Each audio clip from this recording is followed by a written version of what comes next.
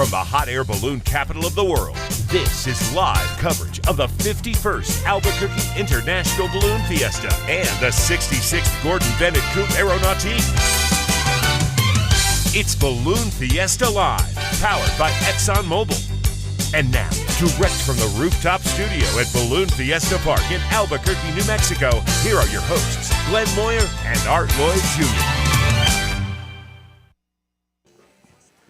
And good evening once again, ladies and gentlemen. Welcome back to day 2 of the 51st Albuquerque International Balloon Fiesta, powered by ExxonMobil. You're looking live at Balloon Fiesta Live. If you're viewing us online, if you're on the field, you're looking live at the field.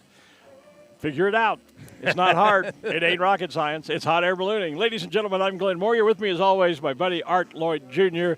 Another awesome morning we had and more Chamber of Commerce weather, It's man. going to be another great evening tonight as well for our balloon glow, drone show, Fastrax fireworks, and fireworks itself. It's just going to be a full night. Another busy night. But we started already about an hour ago. That's right. Because we need this gap for Fastrax to turn around and do 2 jumps. Yeah. So they brought the American flag in and a lot of other great stuff. Yes, we they did. recorded it for you, so let's bring it to you that live right now. And ladies and gentlemen, good afternoon and welcome. We are on standby for just a few minutes from now and the arrival, the jump of this evening's performance by Team Fastrax. We are less than a minute away. The plane is high overhead. 6 jumpers coming out with a couple of flags, a little bit of pyrotechnics, some smoke, some streamers. Great show. All the good stuff coming out in this first of 2 jumps today. They are scheduled to jump again tonight at 7:30. I hear the plane. I think it's behind us somewhere at the moment because I don't. Out far to the northeast. Oh, he's out far he to the says. northeast. Well, you've got better eyes than I do, Greg. Well, he's got the helmet cam pointed to him. If you're anywhere near the video wall, or you'll be able to see the video from the jumpers in the sky. Yeah, the plane's usually pretty easy to spot because it's got a black or a dark colored fuselage and white wings and tail. But, yeah, my eyes have failed me. But I can hear them, so I know they're up there. They're up there. There it is. Oh, higher there up. they are, way Higher up up. high. Yeah, way much up closer high. to us. Yes. Way up high. I got them. Coming from the northeast to the southwest. I watched as they dropped their Jumpers wind streamers away. earlier, and I was expecting them to jump a little further away than that, a little further west. But the plane is directly over the south end. There's a There's chute. one jumper. I heard him call jumpers away. I think that was early. There's number 2. Maybe. Because they open their chutes pretty quickly after getting out of the plane. There's number 3, 4 4 is out, 5 is out, and 6 is out. 6, everybody's out. And 6 great canopies. Looks like we got 6 good chutes. Yes, sir.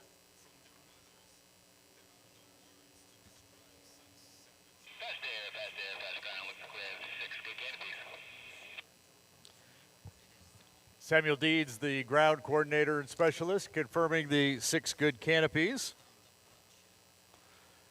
And, of course, flying the plane, Thomas Birdwell, the plane named Patriot.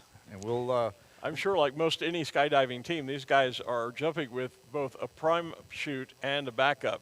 And if there were a problem with the prime chute, they're able to cut away from that and then deploy the backup. But we didn't need that this evening and haven't needed it at any of the jumps that they've made that I can recall. But having worked other events with a team from Remax, I know that's pretty much standard practice to jump with a prime chute and a backup. And there are the flags. The AIBF, the Balloon Fiesta flag, is out, as is the 5,000 square feet of Freedom American flag. And high up, a double stack with, let's see, who's in the double stack? Yeah.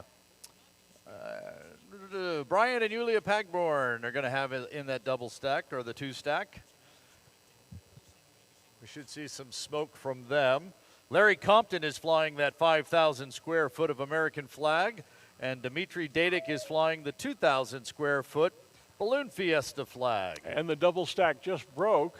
Now they may be rejoining. Looks like now they're rejoining in like a over and under Oh, they put the flag between them. They put the flag between them like yesterday, and there is smoke on. So the higher two jumpers are in a tandem type situation where they're tethered with the flag, an American flag between them, and they're now trailing red, white, and blue smoke.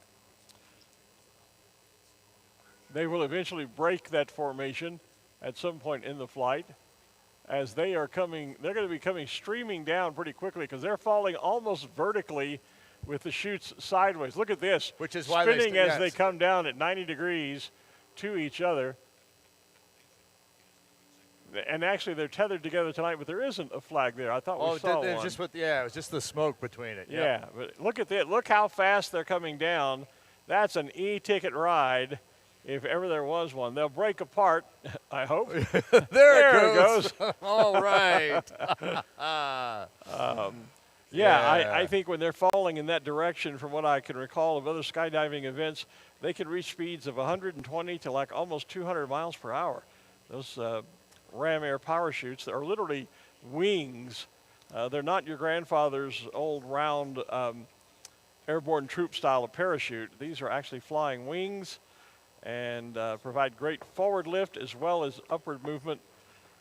So that would have been Brian and Yulia Pangborn. Yeah, with nicely done. Yeah, with the pyrotechnics up there. I believe that is Matt Harvey. Yep, now we hear the fireworks, and you can see the smoke from the pyrotechnics from Matt. Meanwhile, the AIBF flag and the other jumper are spinning each other, circling each other with the streamer and the flag. Now they're kind of on a direct input to the field. The American flag a little further to the south and east, as it will be the last to land, of course. And Karen Dalton is with the streamer and our live camera. And I think, ladies and gentlemen, it's time to welcome in Fastrax and the American flag with our national anthem.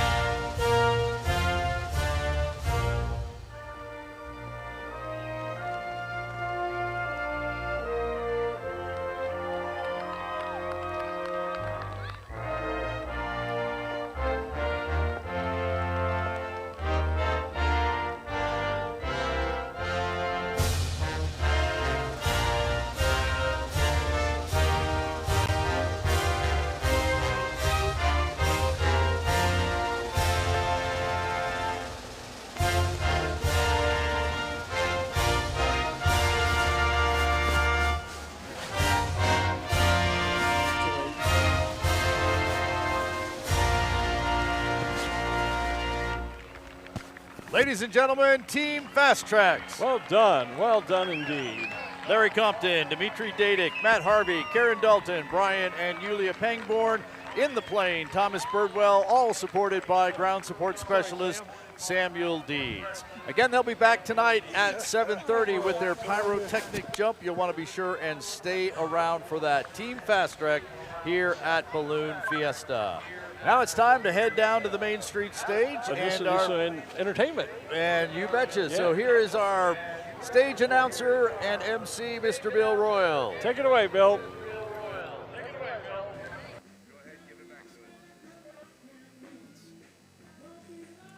And we are back looking live at Balloon Fiesta Field, but I was saying, where's that balloon? I don't see that. It was way down to the north end. That's the north end. Yeah, see that building in the center of the picture there? We're way down on the top. We're close to that. Close to that, yeah. Yeah. Yeah. Hey, good evening to everybody on the field. You're joining us now live. The people online have been watching for about 10 minutes or so. That's because we played back the jump by Fastrax, which the people here on the field, if they were here earlier, saw it live and happened right in front of them, so we didn't tag that into our field presentation earlier because you got to see it. So, but our online folks got to watch it. So now everybody's caught up. I'm confused. Yeah, and trying to coordinate the PA and the audio and the recordings, and yeah. And now we've got Bill down on stage, so we've added kind of a third announce position here, and then of course we've got the the Gordon Bennett TV folks with Regan and his team here. So there's things are a lot more complicated this year. They are. And let's kind of bring you up to speed on the game plan here for tonight. Okay. What's coming up? So it is about 6:10. So in 20, 25 minutes or so, we will be starting our balloon glow. The green flag is already up, and the pilots have been told that they can go cold and hot, meaning they can put the cold air in, stand up whenever they're comfortable getting to that point. Right. There was some gusty winds a little earlier We were today. having a conversation with our assistant balloon meister who's in charge of the glow, and she was suggesting some of the pilots might wait a bit. A few minutes, yeah. Because a little bit, it was a little gusty, and we think there's going to be a wind shift bit in of a shift. direction. But right along the front row, of course, nobody's waiting. We've got Meow Wolf. We have our Exxon Mobil team, and they are sponsoring tonight's glow, by the way. Looks like Rocky Top has been moved up to the front row for tonight. Xfinity Rewards with us again on the front row. So that group is already getting ready. You know, one thing we've missed mentioning this week so far, and granted this is only show number 4, Xfinity is the new sponsor of our navigators, which are I our didn't know that. volunteers. Yes, all our volunteers. Right. About 1,100 and some volunteers. We call them navigators. Right. And we've had a sponsor for them that kind of helps treat our volunteers correctly. And Xfinity is that sponsor this year. Awesome and we're glad sauce. to have them on board. Absolutely. Yeah. Glad to have them on board. And it lines up nicely with the special shaped hearts on the side of the balloon as It well. does, expressing a little love for the navigators, Yeah. and their balloon glows beautifully. We saw it last night in the twilight glow, and it absolutely being as white as it is, largely white, it really lights up beautifully. So we'll look forward to that tonight again. So we'll have the balloon glow, and it is just the balloon glow tonight. The very first balloon glow was always just called balloon glow because we only had one. Right, there was just one. And it was on the first Sunday night, so that's where we are. Last night was one that was added many years ago, the Twilight Twinkle Glow. Right. Then, of course, when we added the special shapes, they had to become the special shapes Glodio. Right, they went from a Shapes Rodeo. Excuse me, a Shapes Rodeo to the Rodeo Glodio. Well, because, as you said last night, we used to fly the special shapes in the afternoon. on Thursday and Friday That's right. afternoons. And that just, we found out that the afternoons, as we continue to see here. Well, I think the afternoon when one of the Shapes tie-off rope broke and sent them aloft unexpectedly, that was kind of a sign that maybe we don't need to be flying special shapes in the afternoon that much. Yeah, and we tried others as well. So we've basically just decided that trying to do an afternoon flight just isn't, it's just not safe to do that here. No. About the only time we get afternoon flights in Albuquerque is kind of in late December and I was January. going to say probably deep into the winter. Yeah, right dead center there, January and December. That's when we can kind of get those afternoon flights in, which is kind of nice because it's not nearly as cold as it is first thing in the morning. But anyway, so it was a special shapes rodeo, and then it became moved to a glow. and so it became Glodio. Yes, that's exactly it. And there's a lot of confusion about who actually termed that coin, because I know my former crew chief, Gary Rominger, out in California, for years used the term Rodeo Glodio, and then I think Mark Passan adapted it maybe on one of his posters. So I'm not quite sure of the origin of the term, but anyway, they became Rodeo Glodios. And then, of course, we added yet another glow on the Saturday night of our last weekend. That's still to come, and named that one the Night Magic Glow. So, and I can't, I'm not 100% certain, but I think that was because that was sponsored by a local radio station who used to call themselves. like Magic 105 or something like that. Yeah, so it became Night Magic.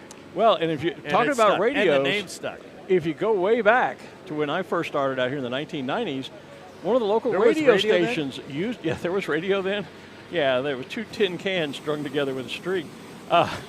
Thank you for that. But no, the local radio station used to call the glow. Right, they did.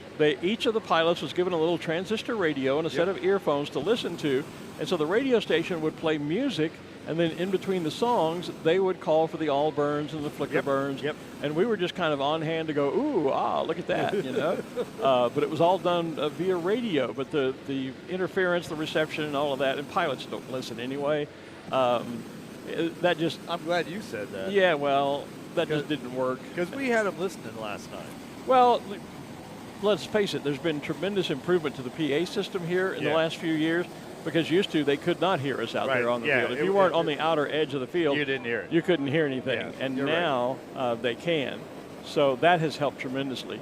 But yeah, the glows, like everything that we do here, they have evolved over the years to what we have now. And we expect a great one this evening. Certainly had a great one last night prior to the launch of the Gordon Bennett balloons. And so we We're expect the supposed to same be tonight. inflating the balloon here, not deflating it as we see on the screen here. Yep. Yeah. Baby's got to play. That's just all what's coming up next. All that conversation about a glow About a and the balloon glow. Right. That's what's coming up next. But wait, there's more. yes, because at 7:30, the Team Fastrax guys and gal will be back with another jump for us.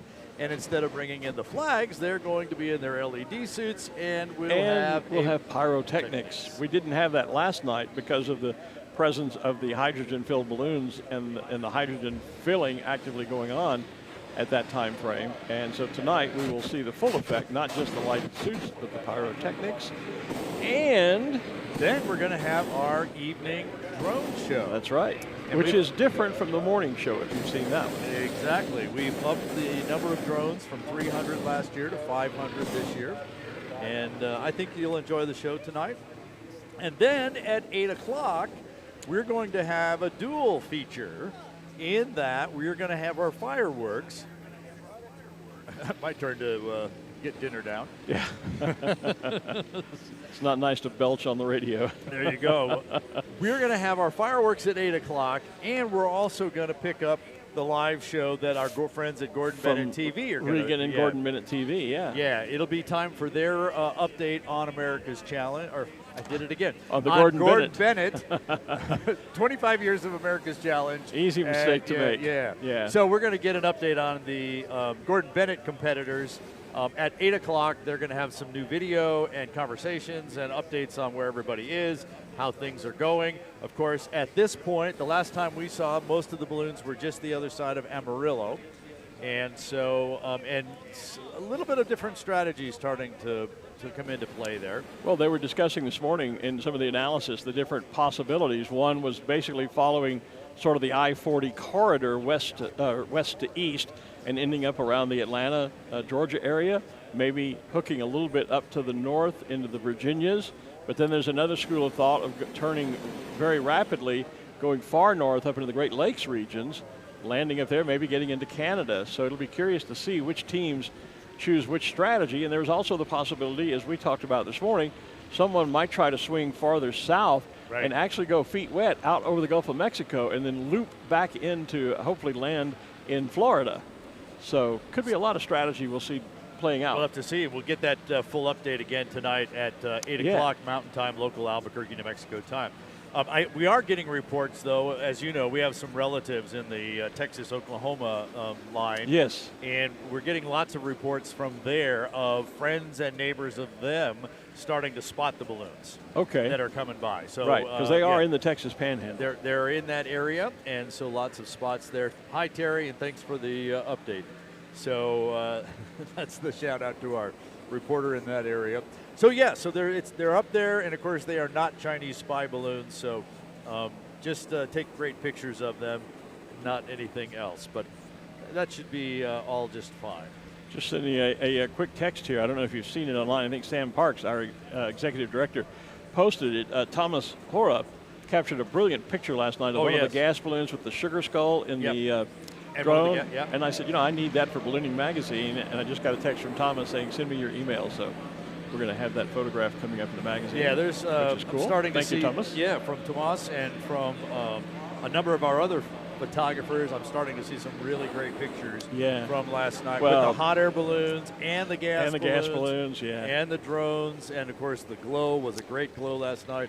And then of course our dear friend Benny Boss is here from the Netherlands, and Benny's been flying every day and capturing incredible images, as he always does, of the flying events. And so I haven't hardly had time to post anything because we've been a little bit busy up here. We did, 9 hours on air yesterday? 9 hours yesterday, another 3-some hours this morning. So more coming tonight. Yep. So I barely, after catching a nap in the middle of the day, I did catch up on some posts and replied to some some text messages and that sort of thing. So, but the other folks out there, there's tons of stuff on social media about Fiesta. Yep, and if you're posting, post it to with the hashtag Balloon Fiesta on there. We'd appreciate that. Hey, let's get this this little dealie here out of the way.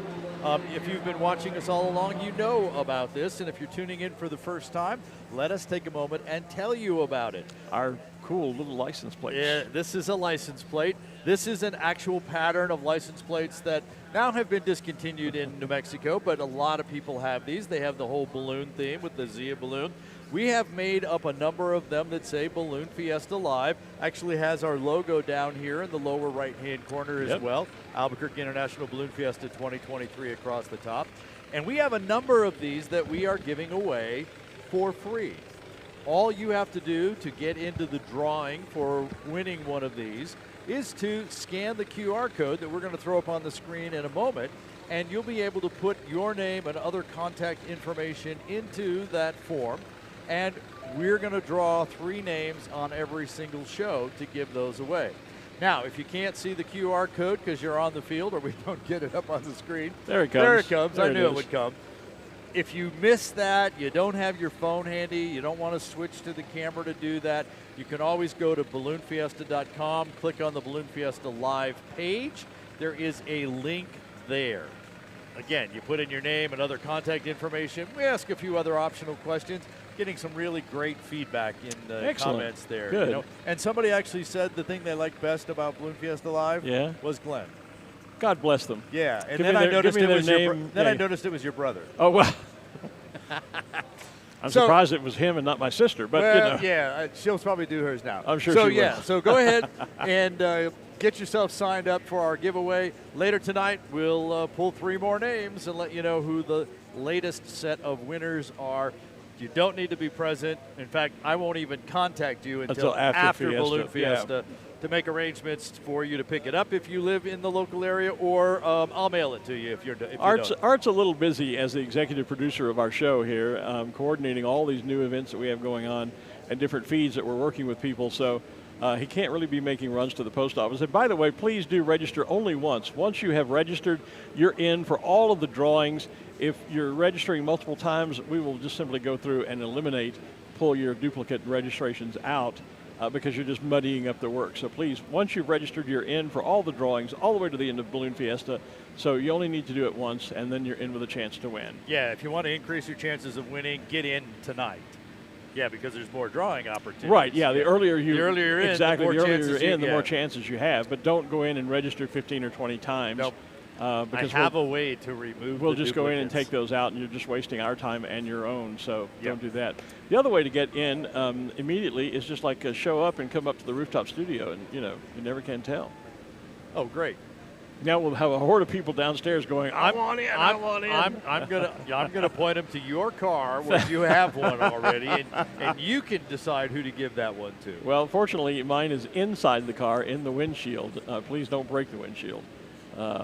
No, seriously, you can register online, as you heard Art say. Just register once, and you're in with a chance to win. And those are really cool. And by the way, they're not just some flimsy piece of cardboard.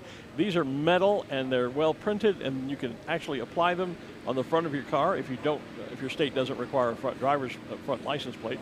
And they will last until next Fiesta, and the next one, and the next one, and the next one. And all that. All that stuff. Our thanks to the sign store here in Albuquerque and Alpadilla for sponsoring that with us and actually providing the plates for us to give away, and we appreciate all the work that Al and his folks at the sign store do. Actually, if you're here around the field and you see all these banners and things that happen or are placed around the field, Al does probably 99% of those over at the sign store. Wow. All the basket banners that are printed and on all the baskets. He did our backdrop and our interview set.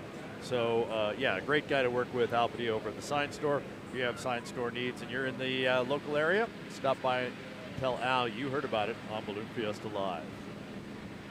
So we're getting a number of balloons up, and look at the shot there with the sun just kind of coming right around. There's Cameron Wall right in the center of that shot with his balloon that we talked about earlier this morning. Well, it was there.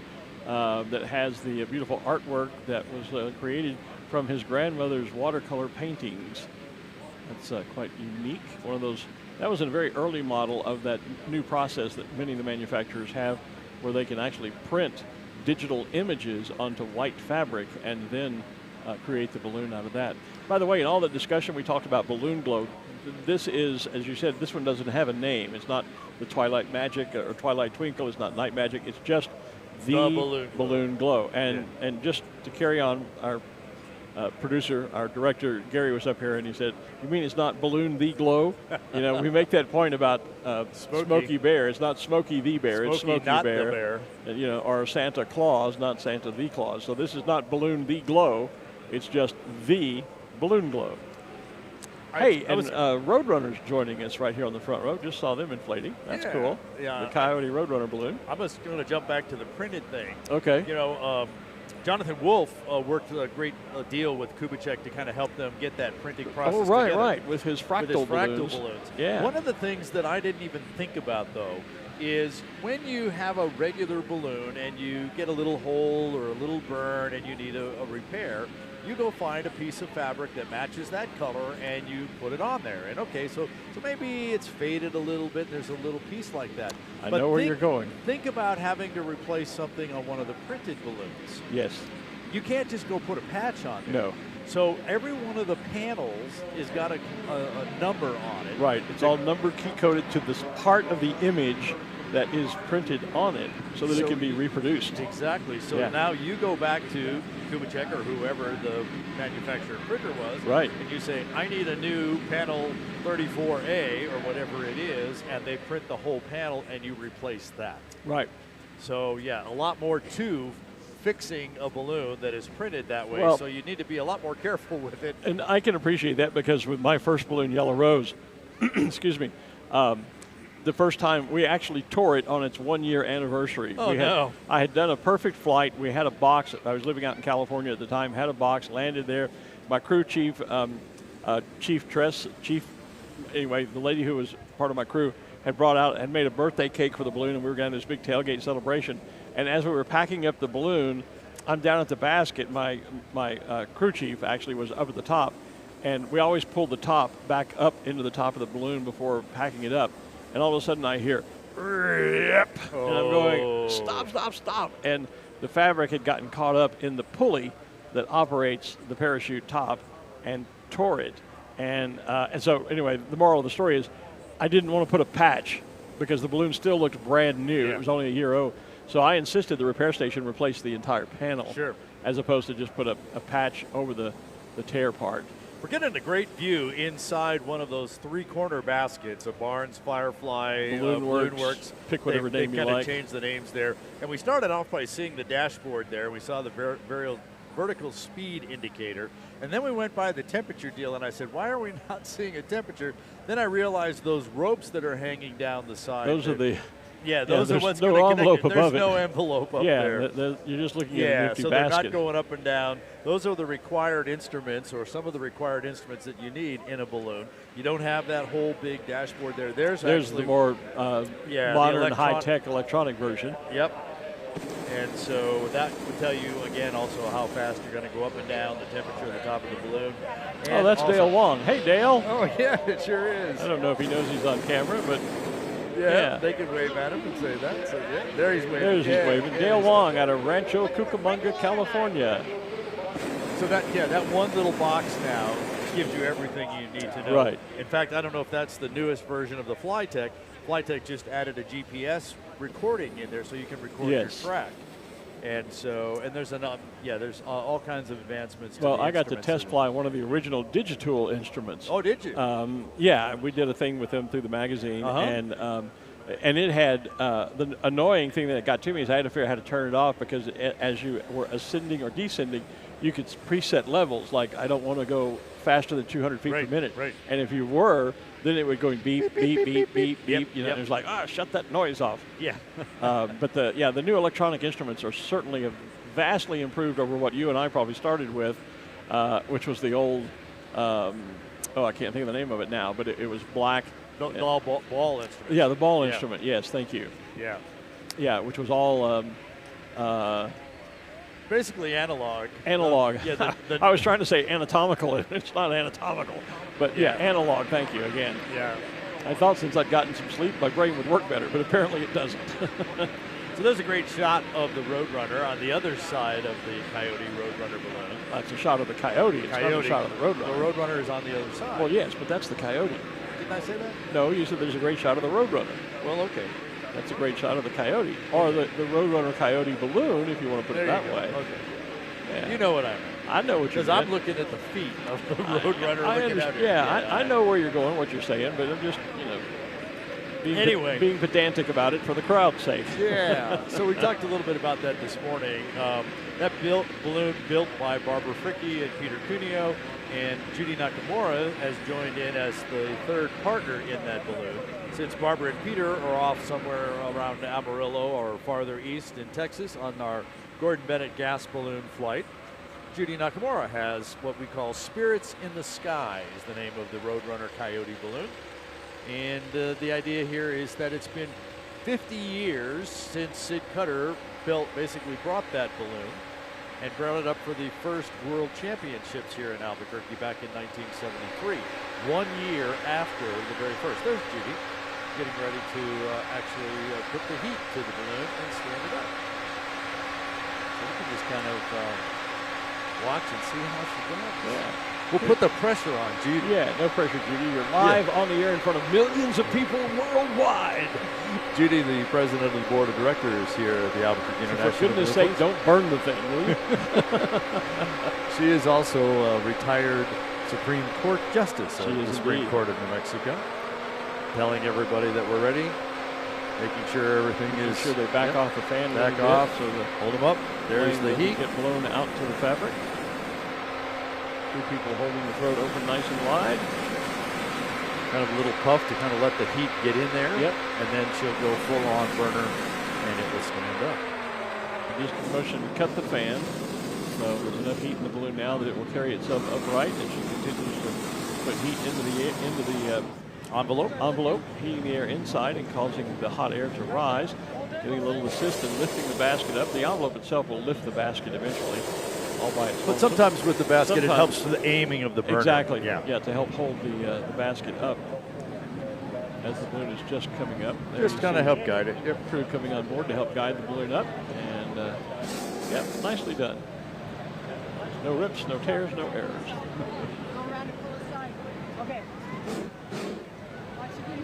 So we're getting quite a few of our balloons standing up. We could probably get our balloon glow getting underway here in maybe just about 10 minutes or less. The sun is just about to drop below the horizon. Once that does, it just takes another 5 or 7 minutes for it to start getting nice and dark. I like to start early. I like to let things get a little darker.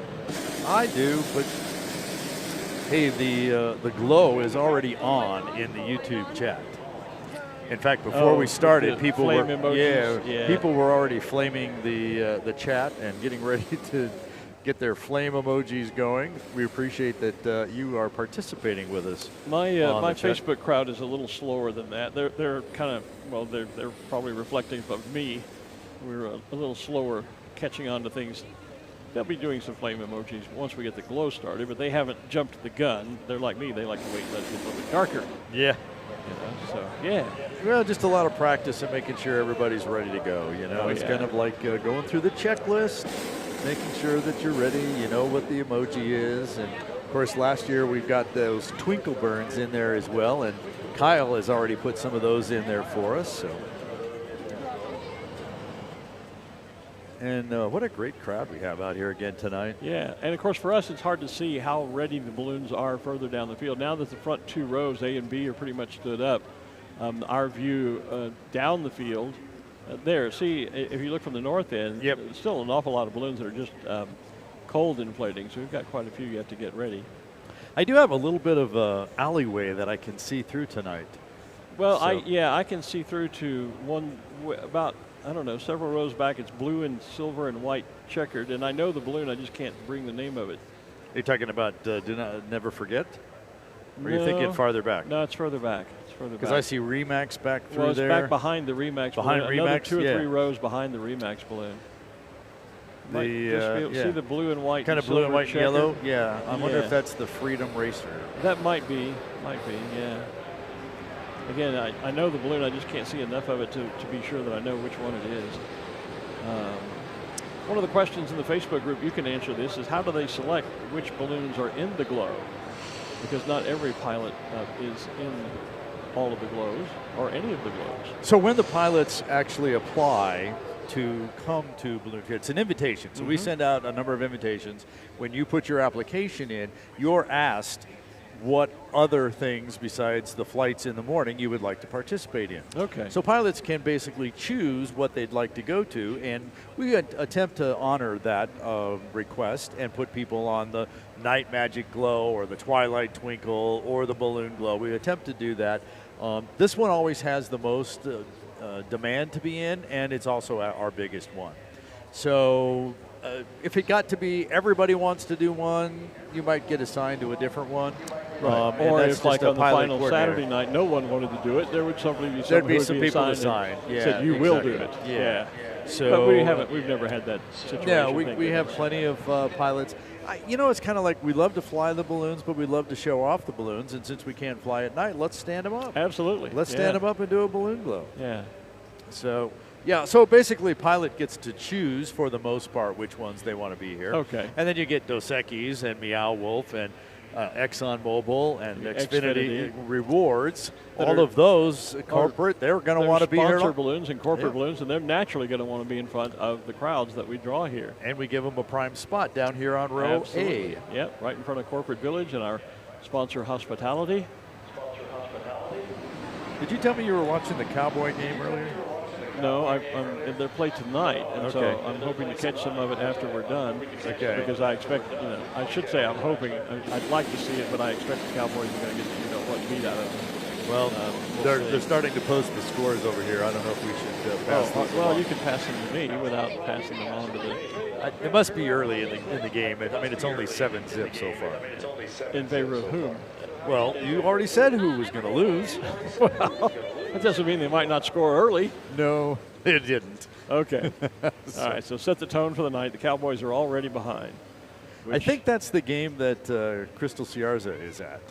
Remember we talked about her social media. Yeah, she's on her honeymoon this weekend. Supposed to be back on Tuesday. So she's at that game as part of the part of her honeymoon. Well, enjoy the game, Crystal. I have no idea who she's rooting for. Unless you're rooting for the Cowboys, it probably won't be a good night.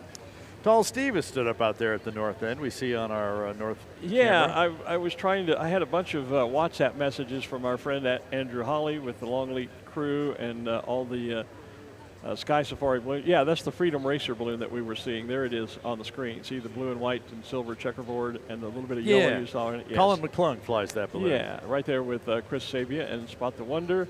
There's the new Moonscape balloon. But getting back to what I was saying, Andrew was flying Duma, the Cheetah, early in the week, and then I saw Chris Libacek, our friend from Alaska, talking about his crew, and his crew were all decked out in penguin suits. So I don't know if he's flying Tall Steve or one of the other two penguins. I don't have a good list yet from Andrew as to who's flying what balloons with all the Sky Safari team that are here. There's Wes the Wolf, part of the group. That one I know is Ashley Moore. And then there's Tall Steve, the back of Tall Steve you can see there. And there's Crystal's balloon just kind of photobombing in there, Yep. That's her brand new balloon representing her company. There we are up on the rooftop studio. We'll wave. Hey, everybody. Yeah. A lot of people always say, I was trying to find you, but all I could do, I heard you all the time. I couldn't find where you are. There's Tristan. And there's Tristan. Yep. In the ExxonMobil balloon.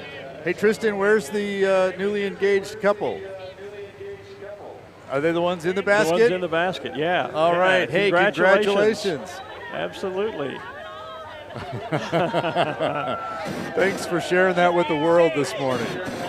That was awesome this morning. In case you weren't with us this morning, the gentleman on the left in the basket proposed to the young lady there with them, and she obviously said yes.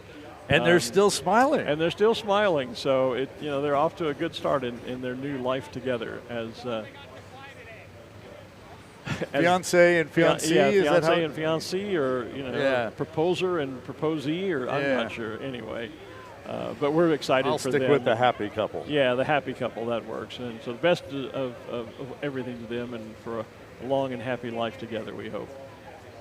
And just think, you can always come back to Balloon Fiesta and say, this is the spot we got engaged. Well, and we had, speaking of Andrew Hawley, we had some folks from the UK who tied the knot here last year. And they're not here this year, but they were commenting that they were celebrating their anniversary.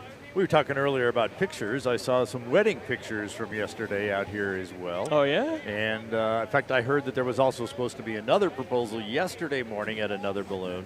So this is kind of the place to do that, it seems. And many times it's kind of, I don't know how it can be private with all these people around you, but sometimes it doesn't always get out to the media or the photographers, right, or us here on the announce tower. So yeah. Jenny Keener is asking how many balloons are registered this year. The magic number is around 550. You know, I was seeing a thing online on our feed a little earlier that back in 2000 we hosted 1,019 balloons. We quickly realized that was far too large a group, and so over the last several years. And remember, that was on this field. It was on this field, and the issue was that it was hard finding landing sites for all those balloons, and it took forever to get them all in the air. So for the past several years, the numbers fluctuate somewhat, but the generally accepted number is around 550. That's including the gas balloons and the special shapes and all that. Even sort the of stuff. 650 that we did last year for the 50th was a little bit over what we were really comfortable with. So I think you'll see us at that 550 level, plus or minus 10 for foreseeable future, which we actually have been, other than last year's 650. Right. Hey, a quick shout out to my good friend Joe Chevenel, who is watching. Joe is the former pilot of the Brooks and Dunn balloon. You may remember that balloon, made a few appearances here, and over the course of Joe working with Kix and Ronnie, he and I became great friends. And Joe, thanks for tuning in and watching. I hope you're doing well, my friend. Always good to hear from you.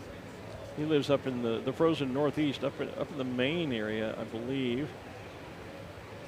Cindy says, awesome broadcasters and Bobby from that shot we just had of the up here on the stage. Oh, was Bobby in the shot? Bobby was standing on the side. Oh, okay. So, hi, Cindy. Good to see you online. Good to see you last night. Sorry we didn't get a chance to chat. Bobby, of course, is Art's better half and also serving as one of our set directors, stage managers here with us on Balloon Fiesta Live.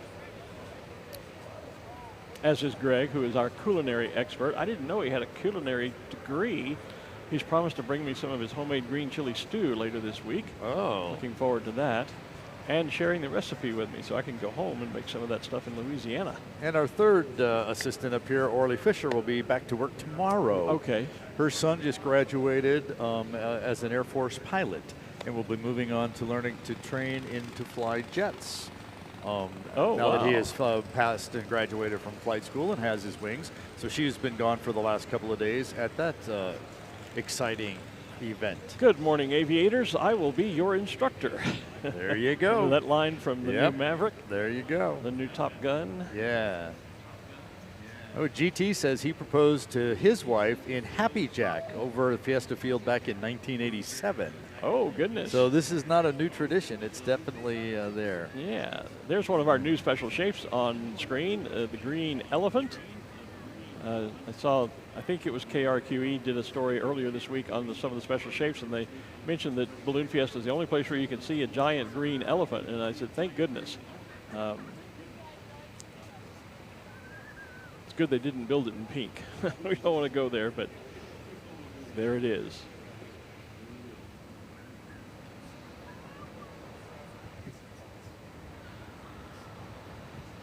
Oh, and I'm getting a message from my friend over in the UK, from Steve.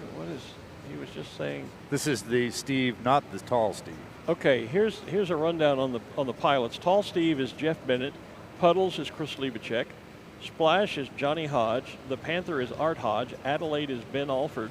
Cymbaloo is Ian Sharp. Andrew is flying Duma along with Phil Bowles. Phil doesn't get into town for a few more days, which is why Andrew's flying it. And Wes, of course, Ashley Moore is flying Wes the Wolf. But there was a message here that says Andrew's new secret balloon is freighting its way over to be there later this week for him. Okay. Ooh, stay tuned. Yeah, I knew that he was bringing a new one over. Oh, I didn't know that. Oh. See, he kept that from me, and we He were kept just that from you together over too? at Longley. Yeah, shame In fact, on you, I was Andrew. when you started talking about he was flying Duma, and we wondered about flying Tall Steve, and I thought, well, what's going on with the new one? And I didn't say anything. Yeah. But no. No, I'm. I think maybe it's the new little. I think it's like a baby peacock balloon. I'd have to look it up. I just know that it's in the spotter. It's in the spotter app. Yeah, the I'm artwork sure that's the for one they're it, talking about. Yeah. And that, by the way, will be a diamond balloon. Andrew and his company, Exclusive Ballooning, have just recently launched diamond balloons. They are now the world's newest manufacturer of type certified balloons over in the UK. So we have many of the manufacturers represented here with us this weekend with booths that you can visit, mostly during the daylight hours. They tend to shut down in the evenings.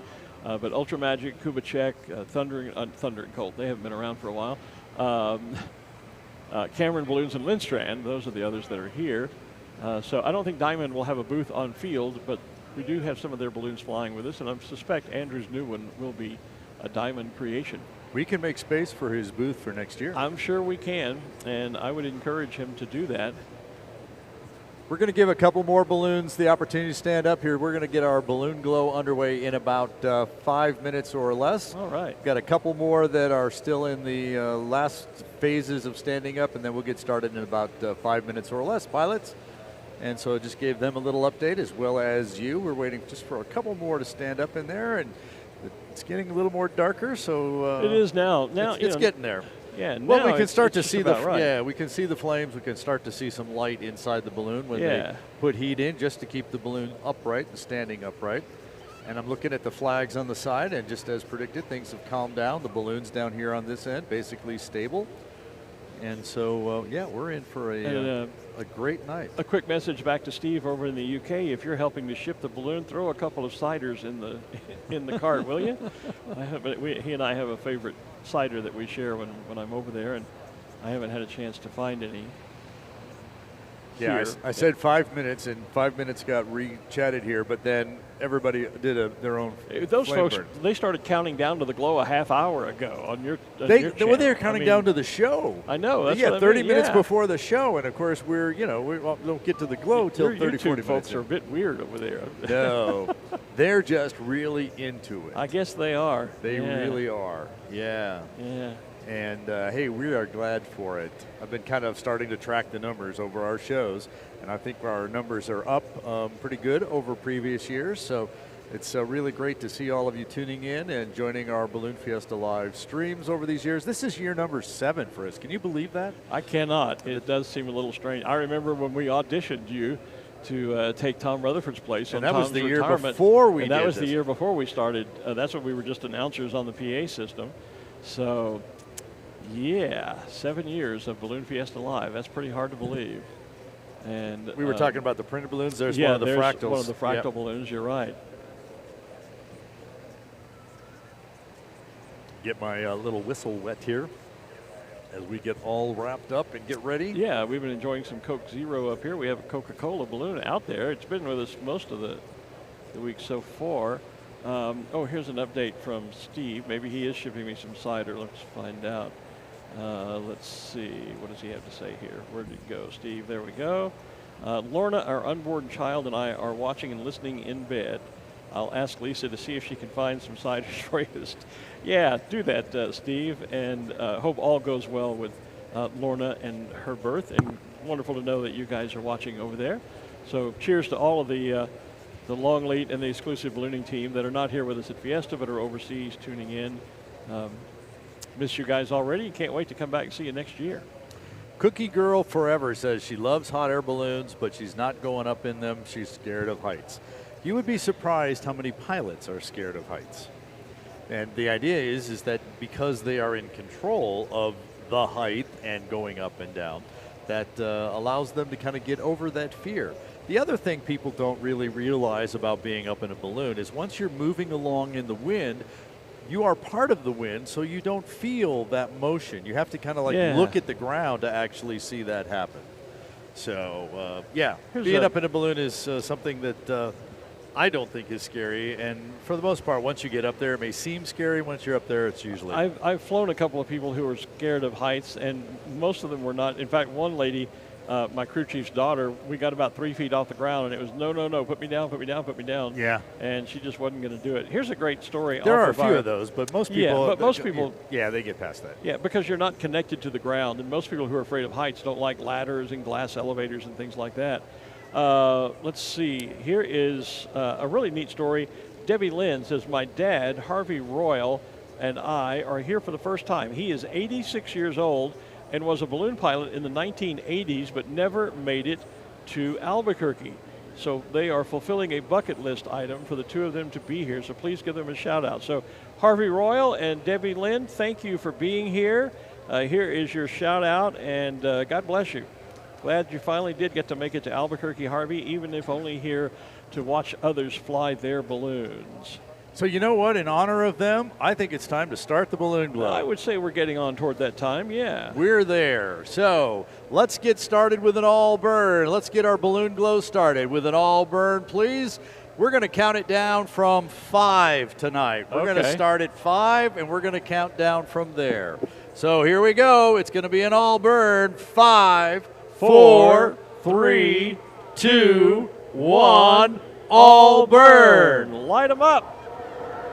There we go. Look at that. Oh, look at that shot. All righty. There's Vampirella. There's our U.S. Women's National Champion, the green balloon butterfly, with the butterfly on it, Amanda. Yeah. There's the new Pico from St. Jean-sur-Richelieu. There's the cowboy balloon from Wyoming. The pink and red one with the white pennants, that's Nerfer. There's what used to be the Ronald McDonald balloon. I don't think it's officially that any longer, but see him peeking out from behind a still inflating balloon there. So we threw that all burn on there quickly, but now you get the idea of how this is going to work. We're going to call for all burns. We're going to do some other types of burns tonight as well. We're going to count them down from 5, and that's your cue to get that video camera going or be ready to take that still picture. So, and we would certainly appreciate those of you who can hear us out there. When you hear the countdown start, quickly join in and loudly repeat that countdown with us so that the countdown sounds get all the way through the field and we get everybody burning on time along with that countdown. So let's get everybody involved here again. This is going to be another all burn. Another all burn. We're going to do it. Here we go. Count with me. 5, 4, 3, 2, 1. All burn.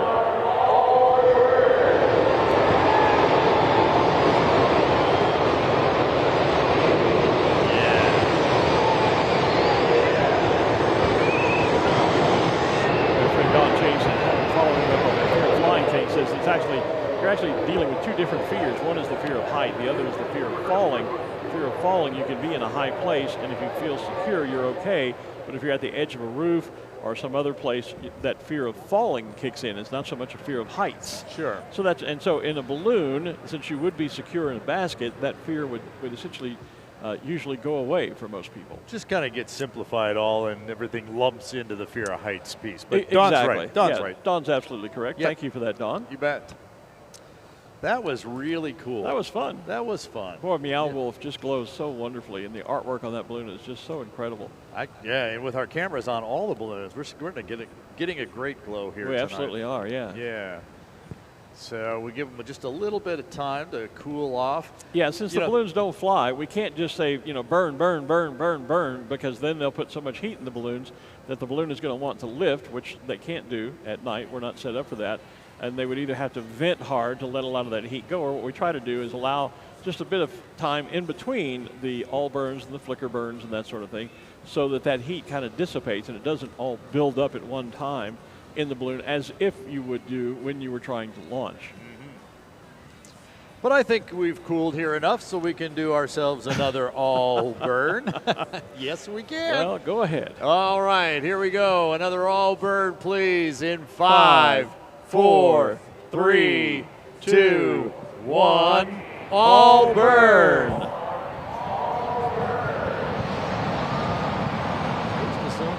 Yeah. One of the first Kachina balloons. Yeah, that balloon's been around a while. I can remember that one from years ago. It now flies up in Pagosa Springs. Okay. There's the fractal balloon again. Yep. one of them anyway. I've only seen the one on the field so far this year. I have too. I'm not sure where the other one is. So, good job, everybody. Good job, everybody. We're going to switch up the burn type now. We're going to switch it up and we're going to do a twinkle burn or a flicker burn, which means for those of you taking pictures, now is the time to switch your camera to video mode. Switch your camera to video mode. Take a second, switch your camera to video mode because we're going to do a flicker.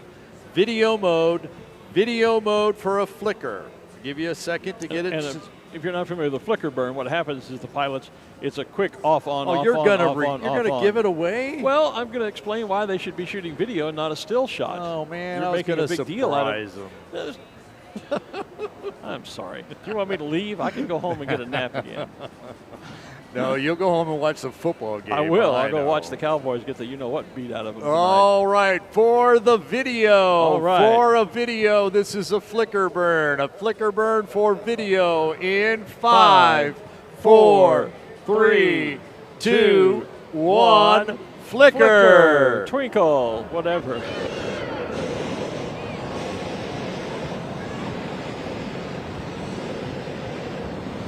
Now, if you're really cool, you'll be shooting that in slow-mo on your phone or your whatever device you're using.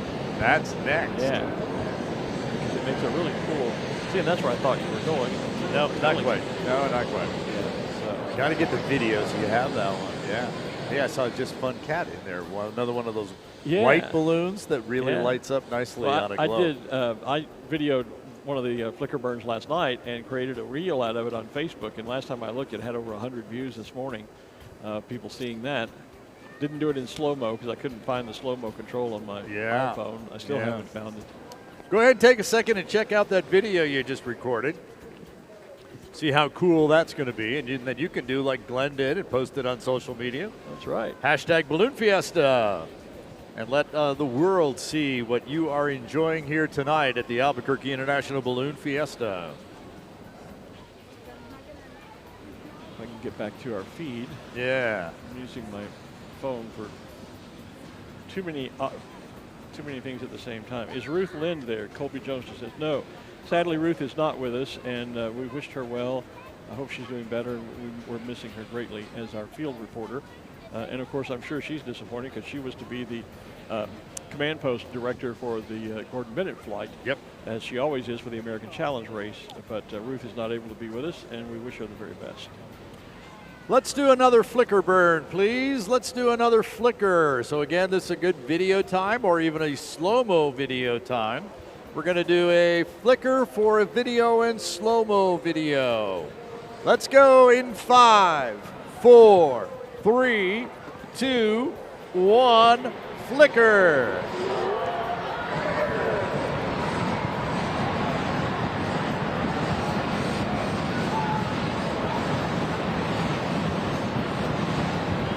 That is great.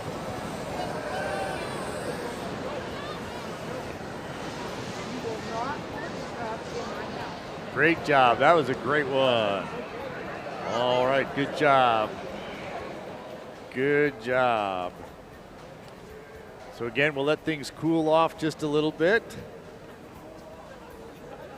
You know, the temperature at the top of that balloon, just to keep it standing up, is probably somewhere on the order of about 100 degrees warmer than it is down at the basket level. So if it's 70 degrees down here at the bottom, it's 170 degrees up there at the top. In most of our balloons, the fabric can only be heated to 250 degrees before you start experiencing some fabric deterioration. And so that's why when we do those long burns and those flicker burns, we're taking the temperature up well over 200 degrees, and we need to let that fabric cool off a little bit as we move forward. But it also gives you the opportunity to move to a different picture location. With almost 300 balloons out there, go ahead and wander off to another balloon, get another angle out there. Get up close to a basket so that you can get the flame going up into the envelope. That's always a great picture as well. In fact, while you're out there, you might as well ask them for a balloon card as well. All of our balloons and crews have cards of their balloons. So you can collect those while you're here as well.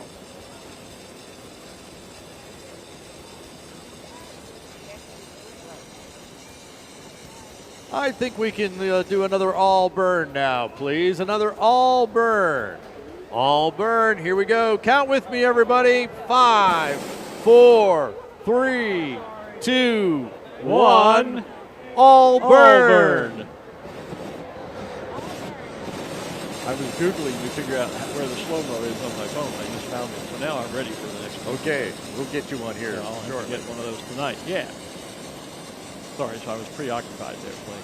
That's all right. On the phone. That's all right. Just share those videos and slow-mos with me when you're done. I will do that. Yep. You bet. Okay.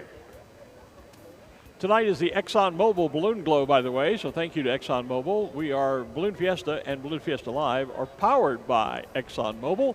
Their beautiful balloon Enchanted Horizons is right up front and center this evening. And so they are sponsoring tonight's Balloon Glow, just so you know. I walked by their hospitality tent a little bit earlier tonight. They've got a great crowd in there tonight. I'm not sure if it's employees or other customers, but they've got a great crowd down there. So those of you down there in the ExxonMobil tent, hi, welcome. Glad you're all here. There they are. There they are. Good evening, folks.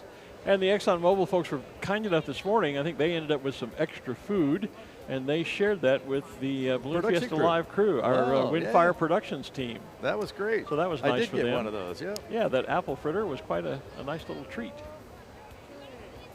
All right, let's do another all burn. An all burn, please. Here we go. 5, 4, 3, 2, 1.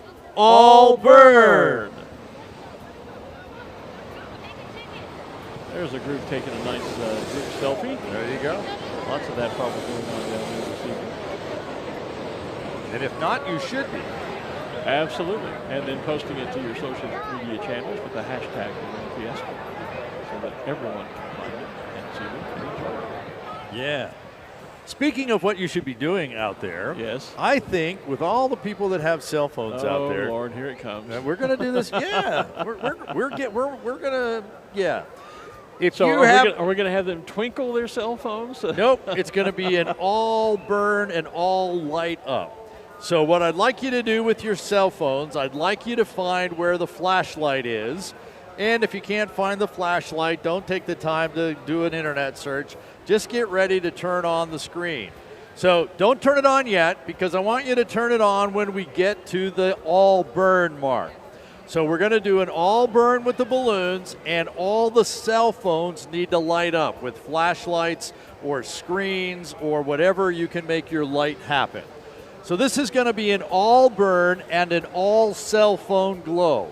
So everybody out there needs to light things up when we get to the 0 part of the countdown.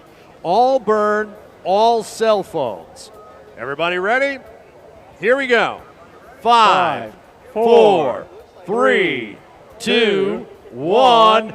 Everybody light it up. Light it up. Look at that shot online. Yeah. That's where you really see it. Yeah, and all the way out and among the balloons, too. Yeah, absolutely. Great job. There you go. Right. Yeah. I guess I'll give you credit for that. It actually works and looks Good, pretty cool. good job. Good job. Yeah. Yeah. That's kind of fun. That is fun. That is fun. And it's kind of hard to get a picture of that when you're participating. It is. So go back and look at the video, and our official photographers are going to have lots of great shots of that as well. So you can pull a still frame, or you can from the video, or you can just borrow one of our official photographer shots. There you go. And share it on. Yeah.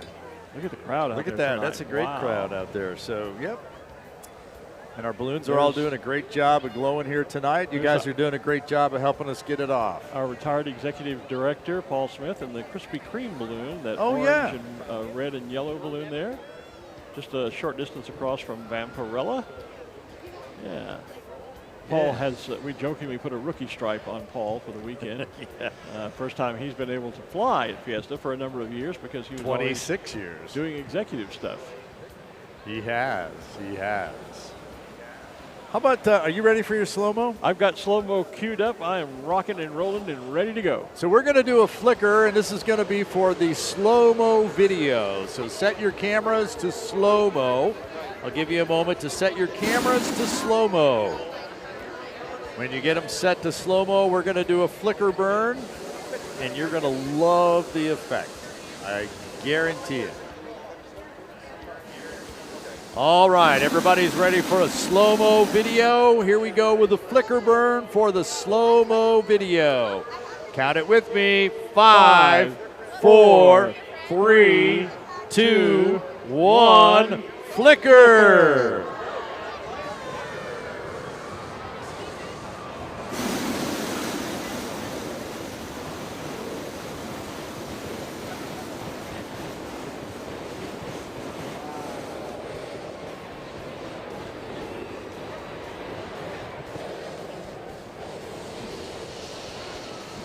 Yeah, that's going to be great. Nice long flicker. Great long flicker. Thank you, pilots. Go ahead and take a moment while the balloons cool off and check out your slow-mo video. Go ahead. Take a look at it. Make sure you got a nice good one and see what a cool effect the slow-mo gives you. I did a little panning action there, going from left to right in slow-mo, so it's going to move very slowly. Oh, yeah. But I'm going to pan all the way across the field there. I'll post that as a new reel. There you go. That looks nice. Tonight. That looks great. That looks pretty cool. It does. Yeah, and coming around, you'll see the monitor that we can see. Yeah. So, yep, slow-mo work. Look at that. Yeah, that's cool. That is really cool. That's a great effect. It is. is. If you have it on your camera, on your phone, I suggest you try it out. It is. We'll do another one of those a little bit later and give you another chance to get one of those. But we'll just do a couple of other normal type burns here, and then we'll try something else fun. I got another idea for us. Oh, goodness. Yep. Yeah. It's dangerous when art starts thinking and getting creative. Had some help from our stage announcer, Bill Royal, last night. He gave me an idea how to make the pulse burn work. Oh, well, you know, Andrew does that as part of his balloon show that we do over in the over there. In there, and you have to do it. We were a little fast last night. Yeah. So you got to allow a little more time. But basically, the pilots just have to listen and pay attention, so that when you say pulse. Well, let's talk about how we're going to do that, and we're going to do basically just 3 of them. Okay. So it's going to be Fiesta. So Fiesta. Okay. Fiesta, and that will be the burn pattern. And so what you want to do is when we go Fee, it's like burner on, off. Right. Burner S, on. burner on, off. Right. Ta, burner on, and burner off. Right. You don't want it to be a long, continuous burn or anything real fast. So it's like pulse, pulse, pulse. Yeah, just kind of one of those quick little, squeeze the valve, let go. Squeeze, let go. I should actually be saying this on the radio to the pilots. You should be, but that's okay. So what we're going to do, pilots, is we're going to do what we're calling a pulse burn. And we're going to do it to a beat that basically is Fiesta. So 3 pulses in a row. It'll be Fiesta. And you're just going to do that quick little burn on each one of those syllables. So Fiesta. 3 little quick burns like that. So let's see it. Let's try it and see how it works. So here we go in 5, 4, 3, 2, 1. Fiesta.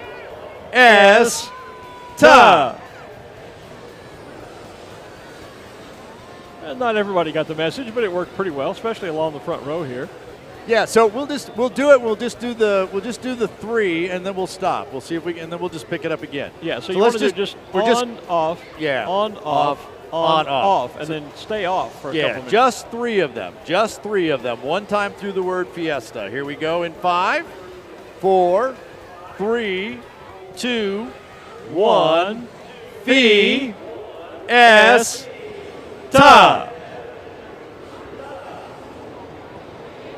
Pretty good. Yeah. Those who can hear us good up there, that's pretty good. Give them another 34 years, they'll get it down. Yeah. You know what? We're going to get that really good next year. There you go. Yeah. Thanks for playing along with that. We'll send out written instructions. Yeah. Thanks for playing. Training we have some videos great party and all gifts that for stuff. you. Absolutely. Absolutely. Hey, anyway, you got to try some different fun things. No, that's fun. Somebody was asking, you guys should do a wave. Trust me, we have tried waves. We've tried waves and tried waves, and waves are kind of a nightmare. Do you remember in the early days when we tried to actually light up patterns so that we could get the pictures from the sky? We had the 5 Olympic rings. The problem with that was no one could see the patterns unless you were a photographer in the sky. And people on the ground couldn't see it. And then you don't always have the balloons in the right place, so the patterns got bumped. There's always a pilot who's burning at the wrong time. Yeah, but you're right. I remember one year, I think we had like 7 or 8 of those patterns we tried. Yeah. And like maybe 1 or 2 of them worked. And waves are the same way. They just, if you've got a small balloon glow at an event where the balloons are all just maybe in one line, that works. You can go, this end to that end, back and forth. That kind of works. But with as many balloons as we have here covering a field this huge, trust me, a wave just doesn't work. All right, let's get back to an all burn here, please. An all burn. Here we go. All burn in 5, 4, 3, 2, 1. All burn. Tried and true, right? Yep. Yeah.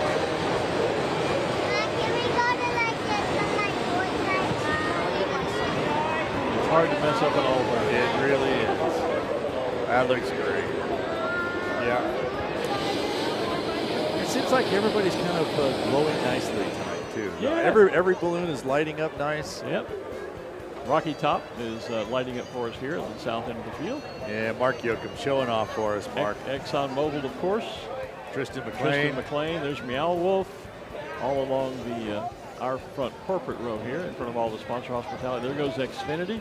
That balloon glows beautifully. It does. Sean Askren in that one. Scott Appleman over in Dos Equis. Yeah. Yep. Judy Nakamura in Spirits. She's just put that one down. Yeah, you will see, and we saw in the video there, you'll start to see now some of the pilots beginning to deflate, put the balloons down. As that starts happening around you, be aware of that. We don't want fabric falling on top of your head and you getting lost and packed up in a balloon and ending up in some other state you didn't come here from perhaps later on in the week. So just be aware that that's happening around you and give the crew plenty of room to work.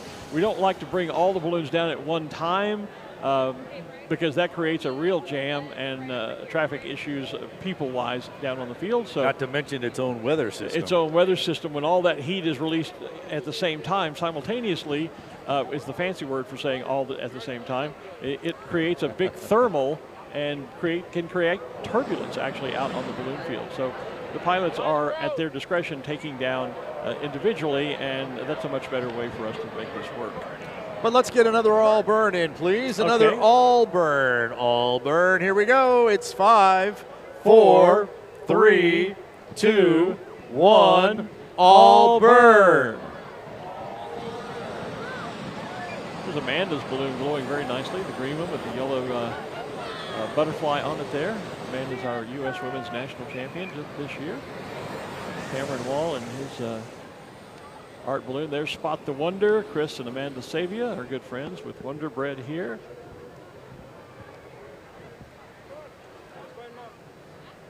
There's Cameron's balloon. There's Cameron's on the video wall. The artwork from his grandmother's watercolor painting.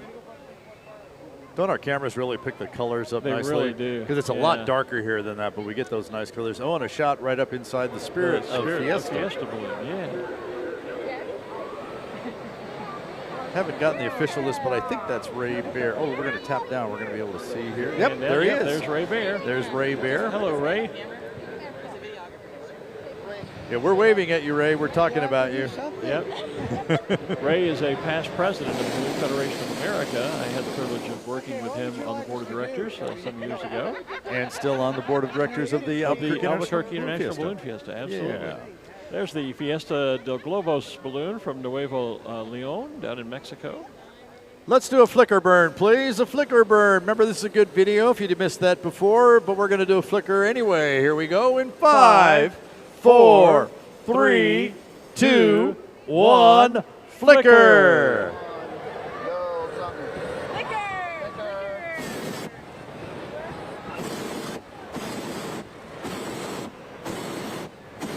Look at that shot. That is awesome. Fabulous. Yeah. Well, that's from right here on our I'm feeling a lot more of the percussion of the burners tonight than usual. I don't know about you. I'm hearing more of it than I think we did last time. Yeah. Yeah. Yeah. So we're just about 15 minutes away from the jump of Fastrax and their pyrotechnic jump. The plane now overhead. I was going to say, that is the jump plane overhead, I believe. It is. Yep, as they're climbing to altitude, getting ready for their show. And then, of course, still to come tonight is our nighttime drone show. Then we're going to have the Afterglow fireworks. We're also going to be joining Gordon Bennett TV for a live update with Regan and his team on the status of all of the gas balloons that are now in the, last we heard anyway, earlier today, up in the panhandle of Texas in the Amarillo area. I drive right through Amarillo every year on the way here and on the way home. A lot of balloonists do. Let's do an all burn, and let's get those cell phones going again, please. All the cell phones and all the balloons with an all burn. Everybody get ready to light up the night. Here we go. All burn, all cell phones in 5, 4, 3, 2, 1. Cell phones and all burn. Light up whatever you got.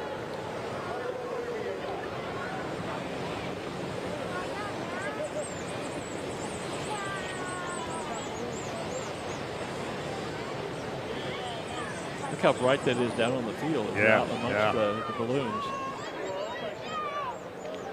You know, we talked about that last night, too. One of the things that's so great about this new park we've been on the last few years in this grass field, in the old days when we were on like the General Mills field where the field was dirt, by now it would be like Pigpen from Charlie Brown was shooting a movie, because it'd be all kinds of this cloud of dust about basket height that people were just engulfed in. And we don't see that here on this beautiful grass field, thank goodness. So just some of the ways our event has evolved in its first 50 years. Let's do an all burn. Let's just do an all burn. We give the Fastrax team up there flying over the field, getting up to altitude. We're going to give them a great show. We're going to give them an all burn. All burn, please, in 5, 4, 3, 2, 1. All burn.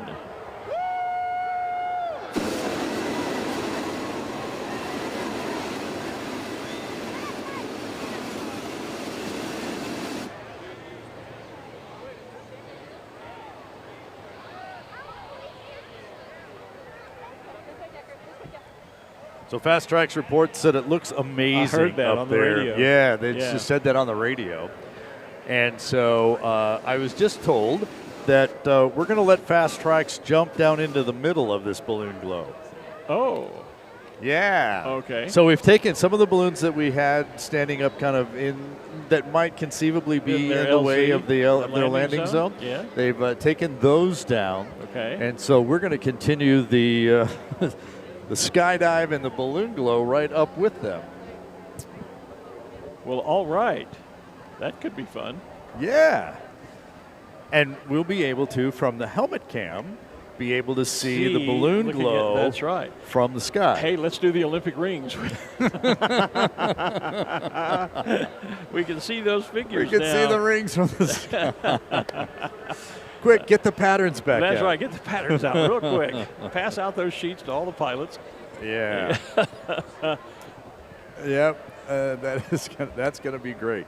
So so we got a little bit more time here to work through this, and because we've got Fastrax jumping in about looks like about 12 minutes. Yeah. So those of you that are not in a hurry to take down, please don't take down. We'd like for you to stay up for a little bit longer with us. And you're going to want to angle your shot to be able to see not only the skydivers coming in, but also the balloons as they glow, and with the pyrotechnics and the LED suits up above as well. Yeah, yeah. It's going to be fireworks happening everywhere. Since we have a few more minutes before Fastrax jumps in, let's do a flicker burn. Let's do a flicker burn, please. Here we go. 5, 4, 3, 2, 1. Flicker. Oh, you're right. Now that I'm paying attention, you do feel that percussion of the burn. Yeah. Yeah. Yeah.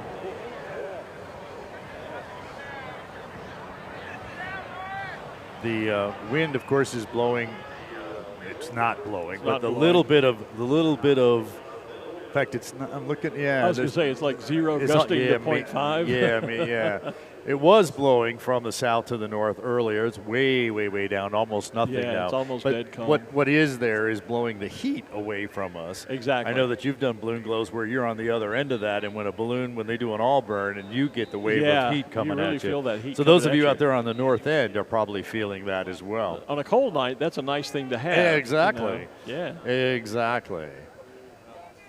Fastrax is coming over the top for another look at us, so let's give him an all burn, please. An all burn. Here we go. 5, 4, 3, 2, 1. All burn.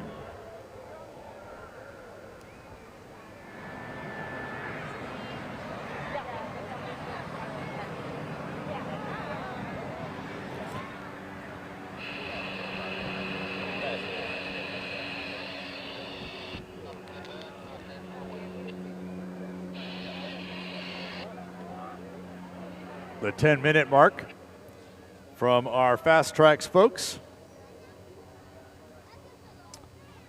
This is going to be really cool with a glow going on, with our pyrotechnics and our LED suits jumping in right into the middle of it. We'll be able to have it on the helmet cam. For those of you who are on the field, if you can see it on the video wall, that'll be great. If not, when you get home tonight, go back and watch the replay of today's Balloon Fiesta, tonight's Balloon Fiesta Live. So, and then you could say, hey, there's me right there. And you were there when all of this happened, right here at the Albuquerque International Balloon Fiesta. Powered by ExxonMobil and number 51. And appropriate because it's the view from above. It is. It is. Tonight we're going to have a view from above. Little conversation going on here with the burners in row A. I guess that means we need another flicker burn. A flicker burn, please. Flicker. Here we go. 5, 4, 3, 2, 1. Flicker.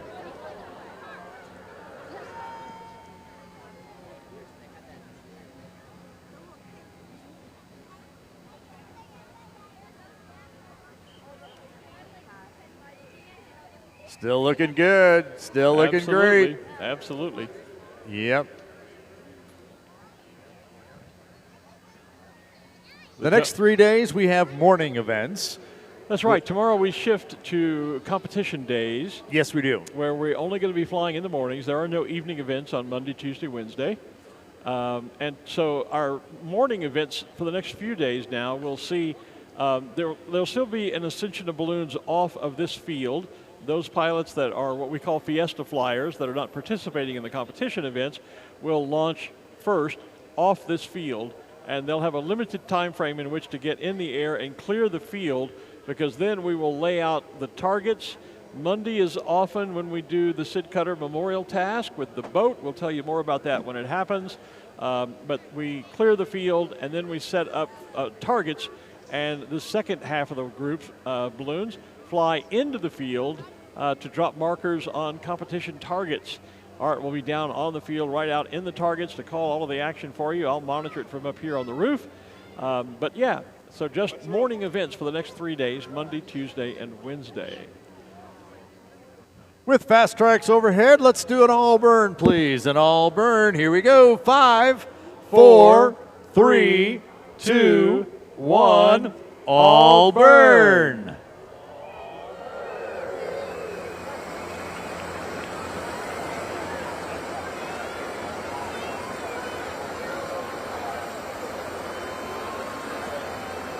I'm not sure.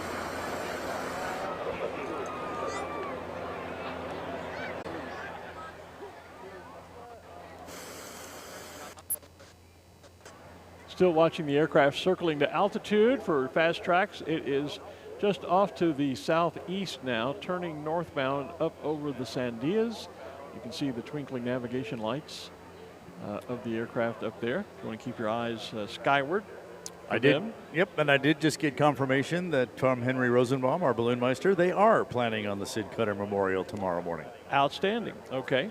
That's always a fun one. The pilots love that one. Not only is it got great competition and great scoring, high risk, high reward types of activities. That's when our prime target will be the SS, I think it's the SS Cutter. Yep. the little small boat that we put out on the field, and the object of the game is to fly in and get your marker inside the boat. If you hit the boat and slide off, like your marker slid off into the water. And it's no score. So it's a very much high risk, high reward competition. So the Fastrax team has turned right back over the top of us. Let's give them a flicker burn. How about a flicker burn, please? Flicker, here we go in 5, 4, 3, 2, 1, flicker.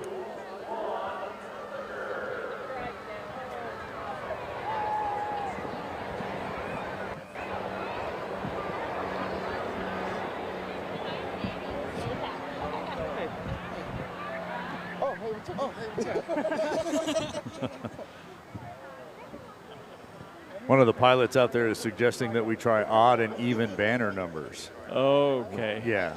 We know how that works when they're supposed to go first wave and second wave. Yeah, right. And they can't get that part right. Yeah. First thing, we'd have to teach some of the pilots the difference in an odd number and an even number. I'm just kidding. I'm just joking. Get over it. Get over it. Yeah, they'd have to look outside don't to see. Don't send emails and letters and text. I'm just kidding. Good grief. Less than 5 minutes till the fast track jump, so we got time for a couple of more burns before they get here, and then we're going to hit it hot and heavy, literally, as we get to fast tracks jumping in.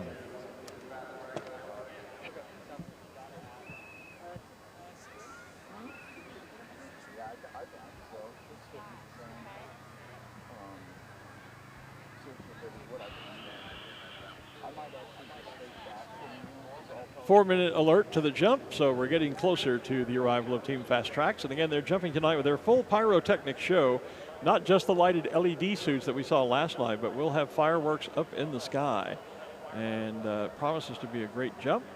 Then again, don't forget, still more to come tonight. We have the nighttime drone show. Will be following their arrival, and then at some point we'll be saying goodnight and leaving the feed up for fireworks and an update from Regan Tetlow and the folks over at Gordon Bennett TV. And of course, we've been kind of shortening things to just Fast Tracks, but officially they are Team Fast Tracks. Right. And it's also appropriate for us to mention that this year they are sponsored by the Accident Insurance Company Incorporated. Absolutely. Got to get that sponsor message in there. We appreciate Accident Insurance Company. They're a brand new sponsor for us as well. And they have stepped up onto sponsoring Team Fast Tracks here yesterday, today, and again next weekend. So and the last few years they've been with us. They've been with us, and so, yep, we appreciate them, and I've got to come to know them and have great conversations with them when they're down here on the ground with us, as opposed to just flying around and jumping out of the airplane and putting on a fabulous show. Yeah, they're just regular folks when they're on the ground. So, let's see. Yeah, we got time for another all burn before they jump. Another all burn, please. Here we go. All burn in 5, 4, 3, 2, 1. All burn.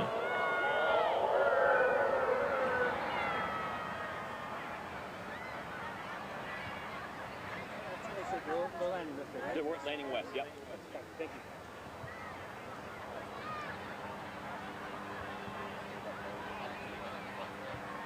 Cheryl Compton says, my husband flies the big flag.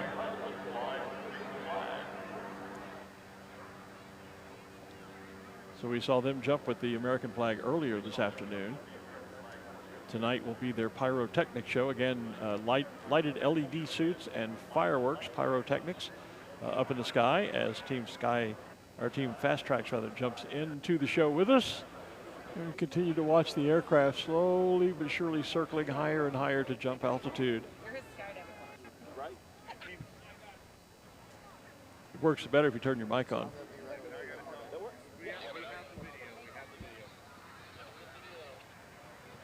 Coordinating our video feed with the... Doing some of that producer stuff you do. Yep, and do all those other great things. Of course, Team Fastrack's going to do a couple of double stacks for us as they come down with those pyrotechnics. Should be an exciting jump this evening.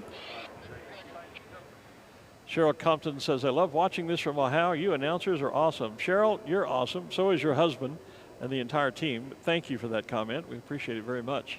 Pilots, we're less than a minute away from the jump here, so we're just going to let you kind of cool off because we're going to call a bunch of stuff here quickly when they come in. So go ahead and get a little cool. Get a little heat if you need to. Add it as you need, but stay on the cooler side so that we can get some nice burns and nice views from the sky. Thanks. Jenny, we answered your question earlier. You asked how many balloons are registered. Again, the round number is 550. There's some fluctuation in that year to year, but that's the magic number we try to hold to each year now, including gas balloons and special shapes. So the answer to the question, as close as we can give it to you, is 550.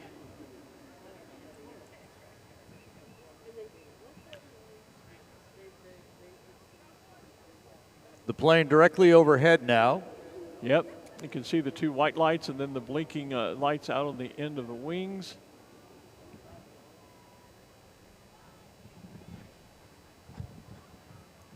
The great thing about this will be when we see their helmet cam video, we usually can see video inside the plane just before they exit, which is, there's a shot on the screen of the aircraft overhead. And there's a jumper away.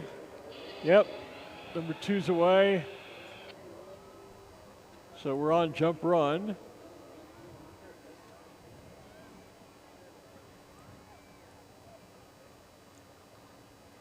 There's number 3. Yeah. 4, I think. There's 4 just now Yep. coming out. Yeah. Should 5. be a total of 6. There's 5. And I can't hardly tilt back any further. I think 6 is out too.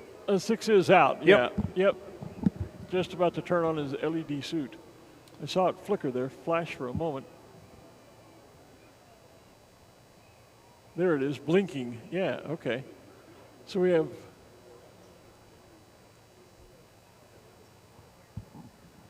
Let's do a flicker burn for him, please. Pilots, a flicker burn in 5, 4, 3, 2, 1, flicker.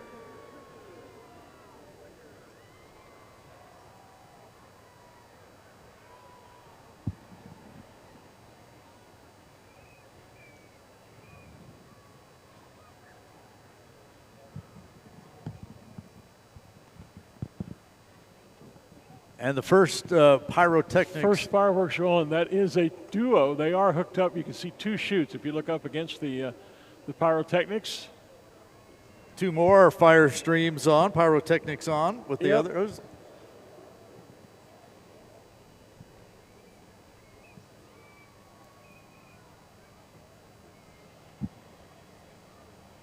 And tonight there is fire in the sky.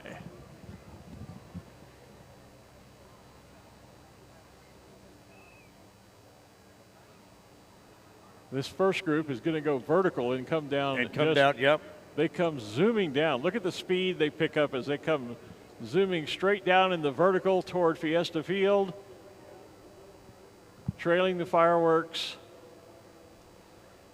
Hopefully right now no one's making a 911 call. There's a crash. There's a crash. Nope. Just a great fireworks show, Yeah. pyrotechnics show, Team Fastrax. Yeah, now that they've turned, you can definitely see the two shoots. Yeah, they're joined in the center with the chutes at either end, almost in an hourglass. Oh, look at the type shot. Look at the formation. shot we have on a screen. Oh, look at that. My Yeah, as gosh. they break away. Breakaway. All right. Great shot, guys. Awesome work. How cool was that?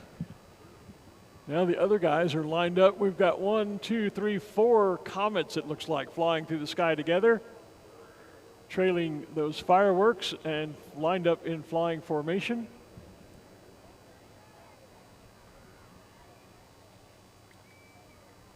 Next time we get their helmet cam, we're going to get you an all burn. So stand by for an all burn. There's a good shot at the 4 that are coming down now. Let's do an all burn. Here we go. 3, 2, 1. All burn. There's the balloon field as they're spinning around, getting dizzy watching the video. But we saw the balloons light up. Yeah, the balloon field was just off to the far side of the, Caught the edge there. Screen. There's the first pilot, first skydiver in landing. Stand-up landing. All right. Very nice.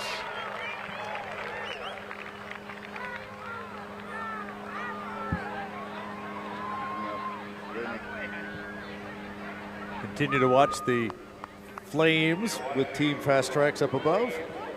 Yep, flames out now. These are pyrotechnic bags that they carry. They attach to their legs. I forget, do you recall how much those things weigh? There's a lot of extra weight. There go the sparklers shooting off from our remaining 4 jumpers that are airborne. And watching it from the sky and from the ground both. Yeah.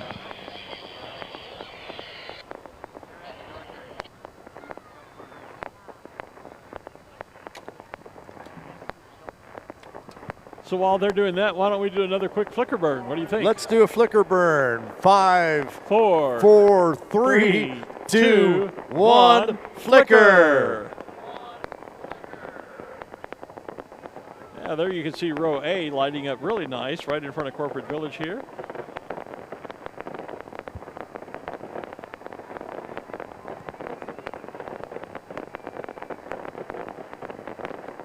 And an all burn. 3, 2, 1, all burn.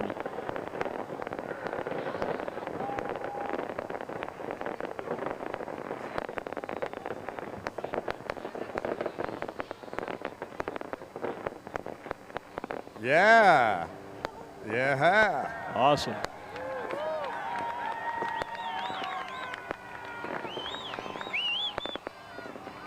And now they're lining up to come in for landing. The LED suits are on and blinking in some cases.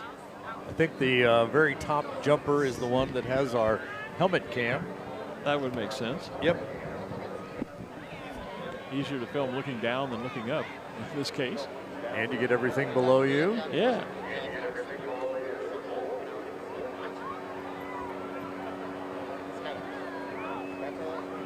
And let's light up the field for them. Cell phones all burn. Everybody light up the field. Point your cell phones up at them. 3, 2, 1, light up the field.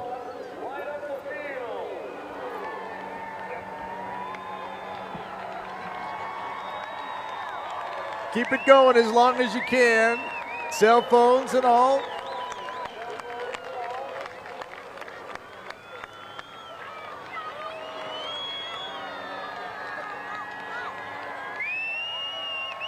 We love seeing all those cell phones, and I'm sure Team Fastrax does as well. Look at that landing. There you go. Because of the weight on their legs, they usually come in and slide. Yes. Almost like sliding into home plate.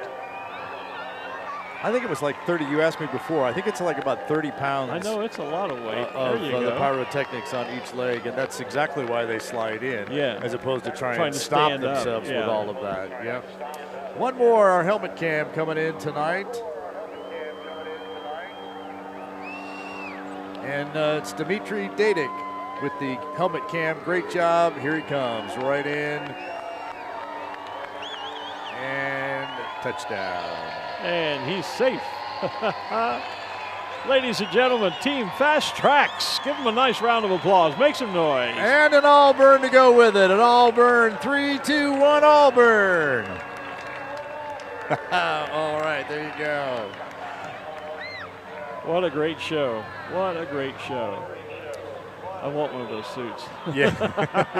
You say that every year. It'd be a great Halloween costume, wouldn't it? Great job, pilots. Great job. Thanks for the great views. Thanks for playing along with all of our different burns and opportunities. So you are clear to go ahead and deflate. And we are going to get ready for the drone show and then our Afterglow fireworks. Of course, our Afterglow fireworks will be accompanied, for those of you on the stream, by our update from the Gordon Bennett TV folks. Yep. Regan Tetlow up there is going to give us an update on where our 16 gas balloon teams that took off from here just about 24 hours ago, where they have made it to. So while we get an opportunity to let our balloons deflate and start packing up, we'll remind you, there's going to be a future paratrooper, I think, right there on the screen. Yeah, future skydiver there. Yeah, so while our balloon teams are deflating their balloons, remember that they, if you're right there, watch out for ropes, lines, those types of things. Once they get the balloon packed up on the truck, they're going to be moving their truck into the propane line so that they can get in line to fuel for propane so that they are ready to fly competition or just fun flying tomorrow morning as well. So just a short break in the action here. We've got basically less than 5 minutes before the start of our drone show. So I'm, are you, should we take, what do you want to talk about? Oh, yeah, I know what we need to do. I don't know. Oh, you haven't done the license plates. No, we have to give away some pull license some names plates out for the Balloon Fiesta Live license plates. Yeah, so I actually did that just a little bit ago. So I pulled out a random number generator. As you've mentioned, we had Brad Tiemeyer give us some numbers. Right. Yesterday. He was our guest on the tower yesterday, but since then you've been using your computer technology. Yep, and pulling some other different numbers here as well. And last time I checked, we were about 1,600 names in the database in the and form. all around the world. So that's kind of cool. Yeah, literally all around the world. And we will ship these out to you internationally. We will. So the 3 winners for this particular show, and let me just answer this and say, Casey, hold on. I'm going to get with you in just a moment. I need to announce that from Kenosha, Wisconsin, Barb Kissinger is the winner of a Balloon Fiesta license plate. From Albuquerque, Dax Luna is the winner of a license plate. And Jeremy Scott from Jackson, Michigan. Those sound like the ones I announced earlier. Those are the ones you announced this morning. Those aren't new. Those aren't new. Those are this morning's winners. Those were this morning. I was thinking the same thing. Yeah, that's what I did. Let me go look here because I should have the other ones. Here we go. Yeah, those were this morning's. So tonight's winners are Jason Bond from Milwaukee, Wisconsin, Patricia Snyder from Germansville, Pennsylvania, and Ramona Candelaria from Albuquerque. Okay. Those are tonight's winners. There you go. Yeah. Cool. My computer didn't update. I was sitting here looking phone. at your computer thinking, I remember those names from the... Yeah, that's what I was thinking too. And you snapped to it about the same time before I could say anything. So we now have 12 winners of the license plate. You can get in the drawing for these by scanning the QR code that we throw up, or just going, there it is, or go to balloonfiesta.com, click on the Balloon Fiesta Live webpage, and there is a link to the form to fill out. We just ask for basic contact information so that we can contact you after Balloon Fiesta to make arrangements to get the license plate to you. Yep. So there's our winners tonight. We're going to do 3 every show as we give those away throughout the entire week. Outstanding. So congratulations to those that have won. And again, please just register once. You only need to register one time, and then you're in for all of the drawings for the remaining sessions of Balloon Fiesta. So you don't have to get on every day, every time, every morning, every evening. Just register once. You're in with a chance to win for the rest of the week. So those are pretty cool. And remember, too, that they're metal. They will last if you mount them on the front of your car, but only do so if your state doesn't require a front license plate, because they're not an official license plate. No, but they sure look like one. They do look like Especially here in New Mexico. Especially here in New Mexico. And, of course, they look good on an office wall and other things as well. Absolutely. Yeah. Side of the trailer. Yeah, balloon trailer. In the window of your truck. In the windshield of your truck where mine is, which really kind of helps with the police and all of the security guards as I try to get into the pass gates. You know, it's easier if there's, okay, he must know what he's doing. So they let me through. That's good.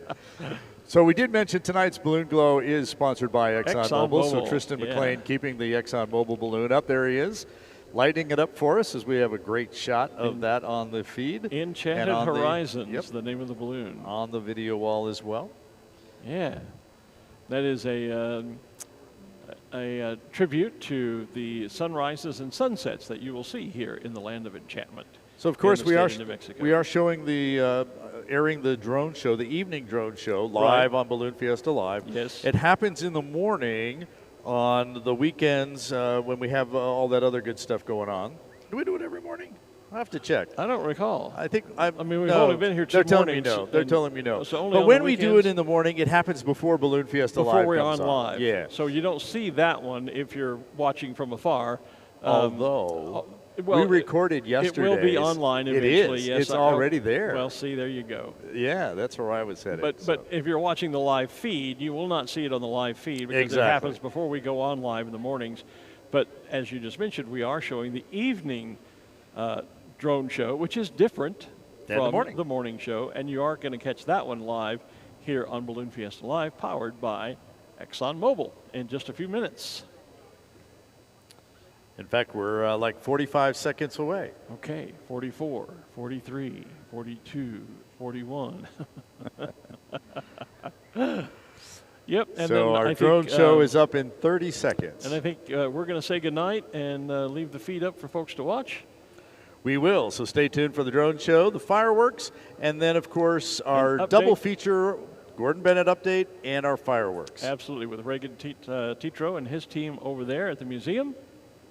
So stick with us. Watch the night. We'll see you in the morning, but lots of stuff coming on. Here we come on the drone show. So for Art Lloyd, I'm Glen Moyer. Thank you all for viewing. Stay tuned. The live feed will remain up. We'll see you tomorrow morning.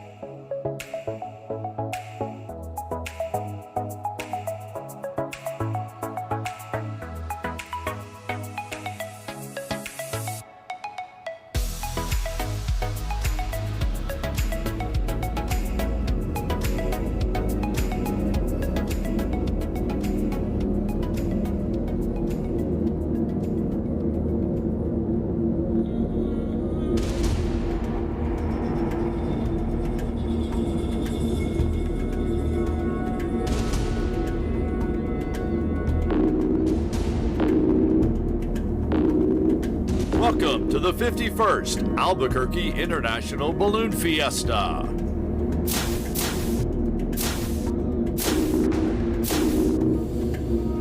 I said 51st Balloon Fiesta.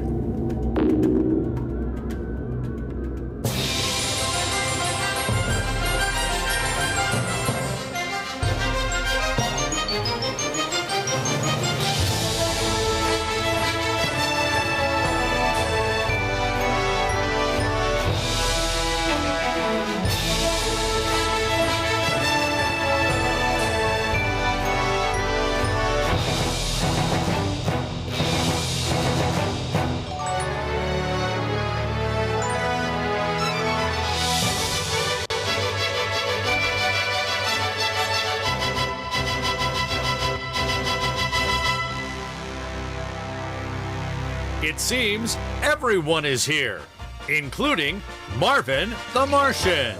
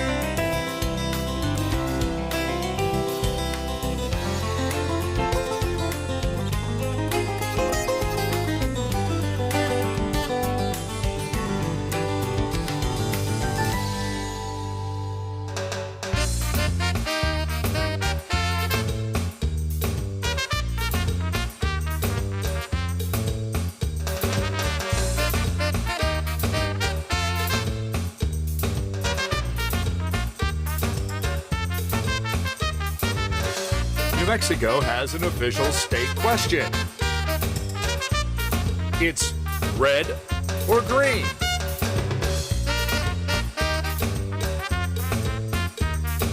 But many New Mexicans have a different answer. What is it?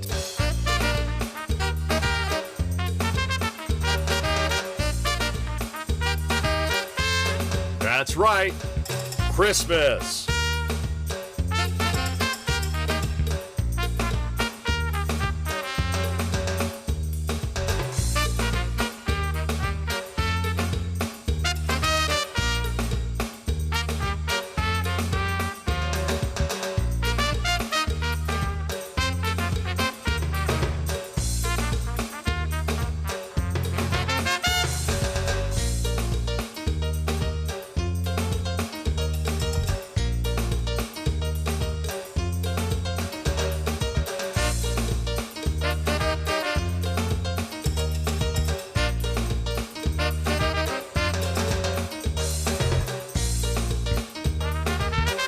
Then there's Dia de los Muertos.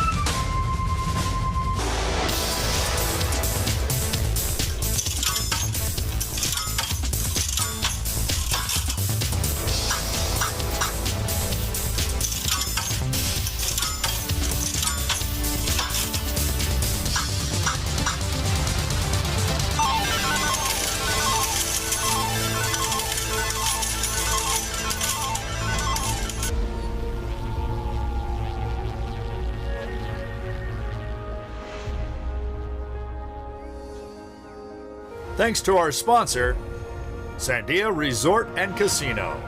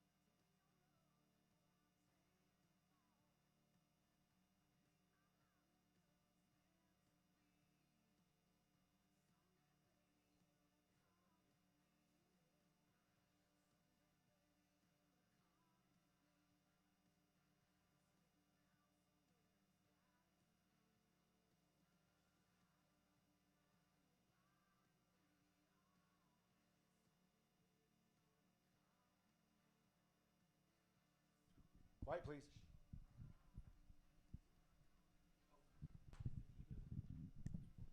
Yeah, it is. This one's on mute. I don't know about that one. This one, we're not playing. Okay. So we're going live now. Just a second. A very good evening. Welcome to the evening show here at Bennett TV in the library of the Balloon Museum in Albuquerque. I'm Regan Tetlow. This is Thomas Horer.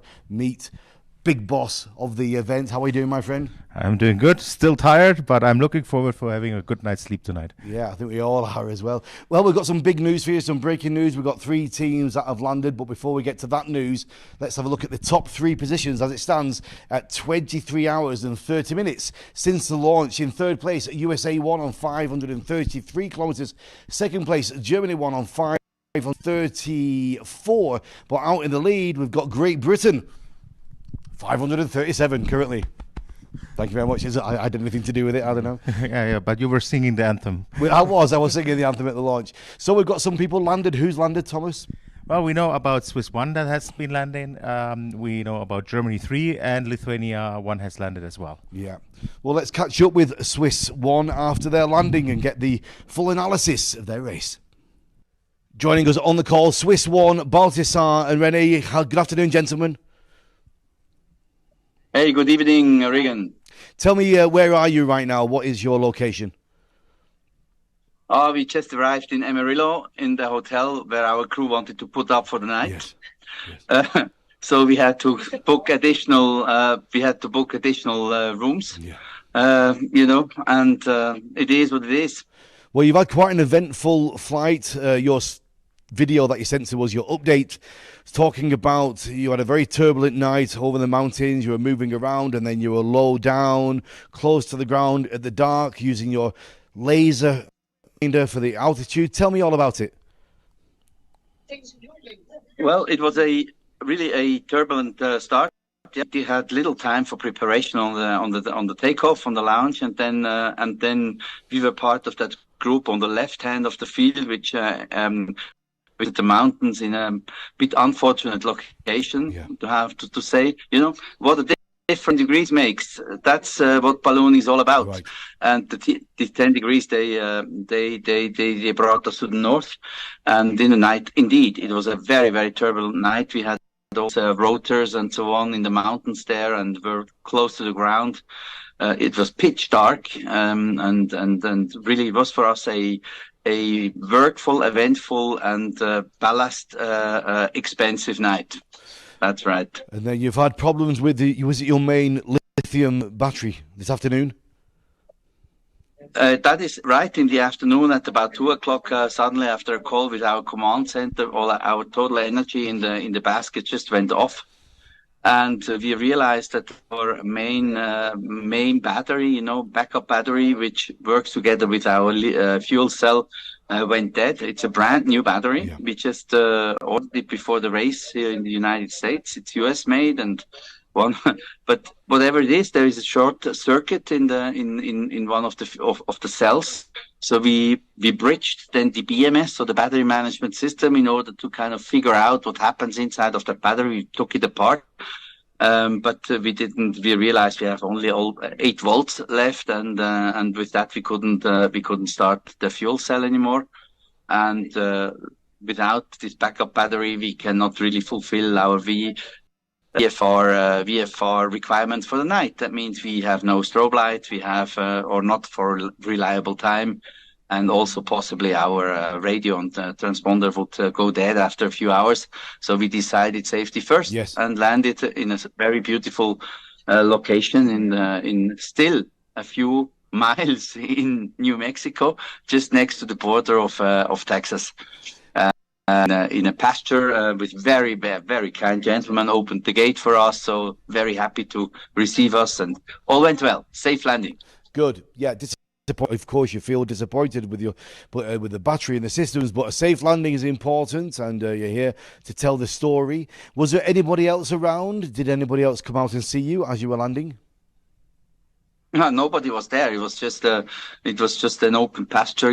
Texas or New Mexico in that area is very, very wide and big. Yeah.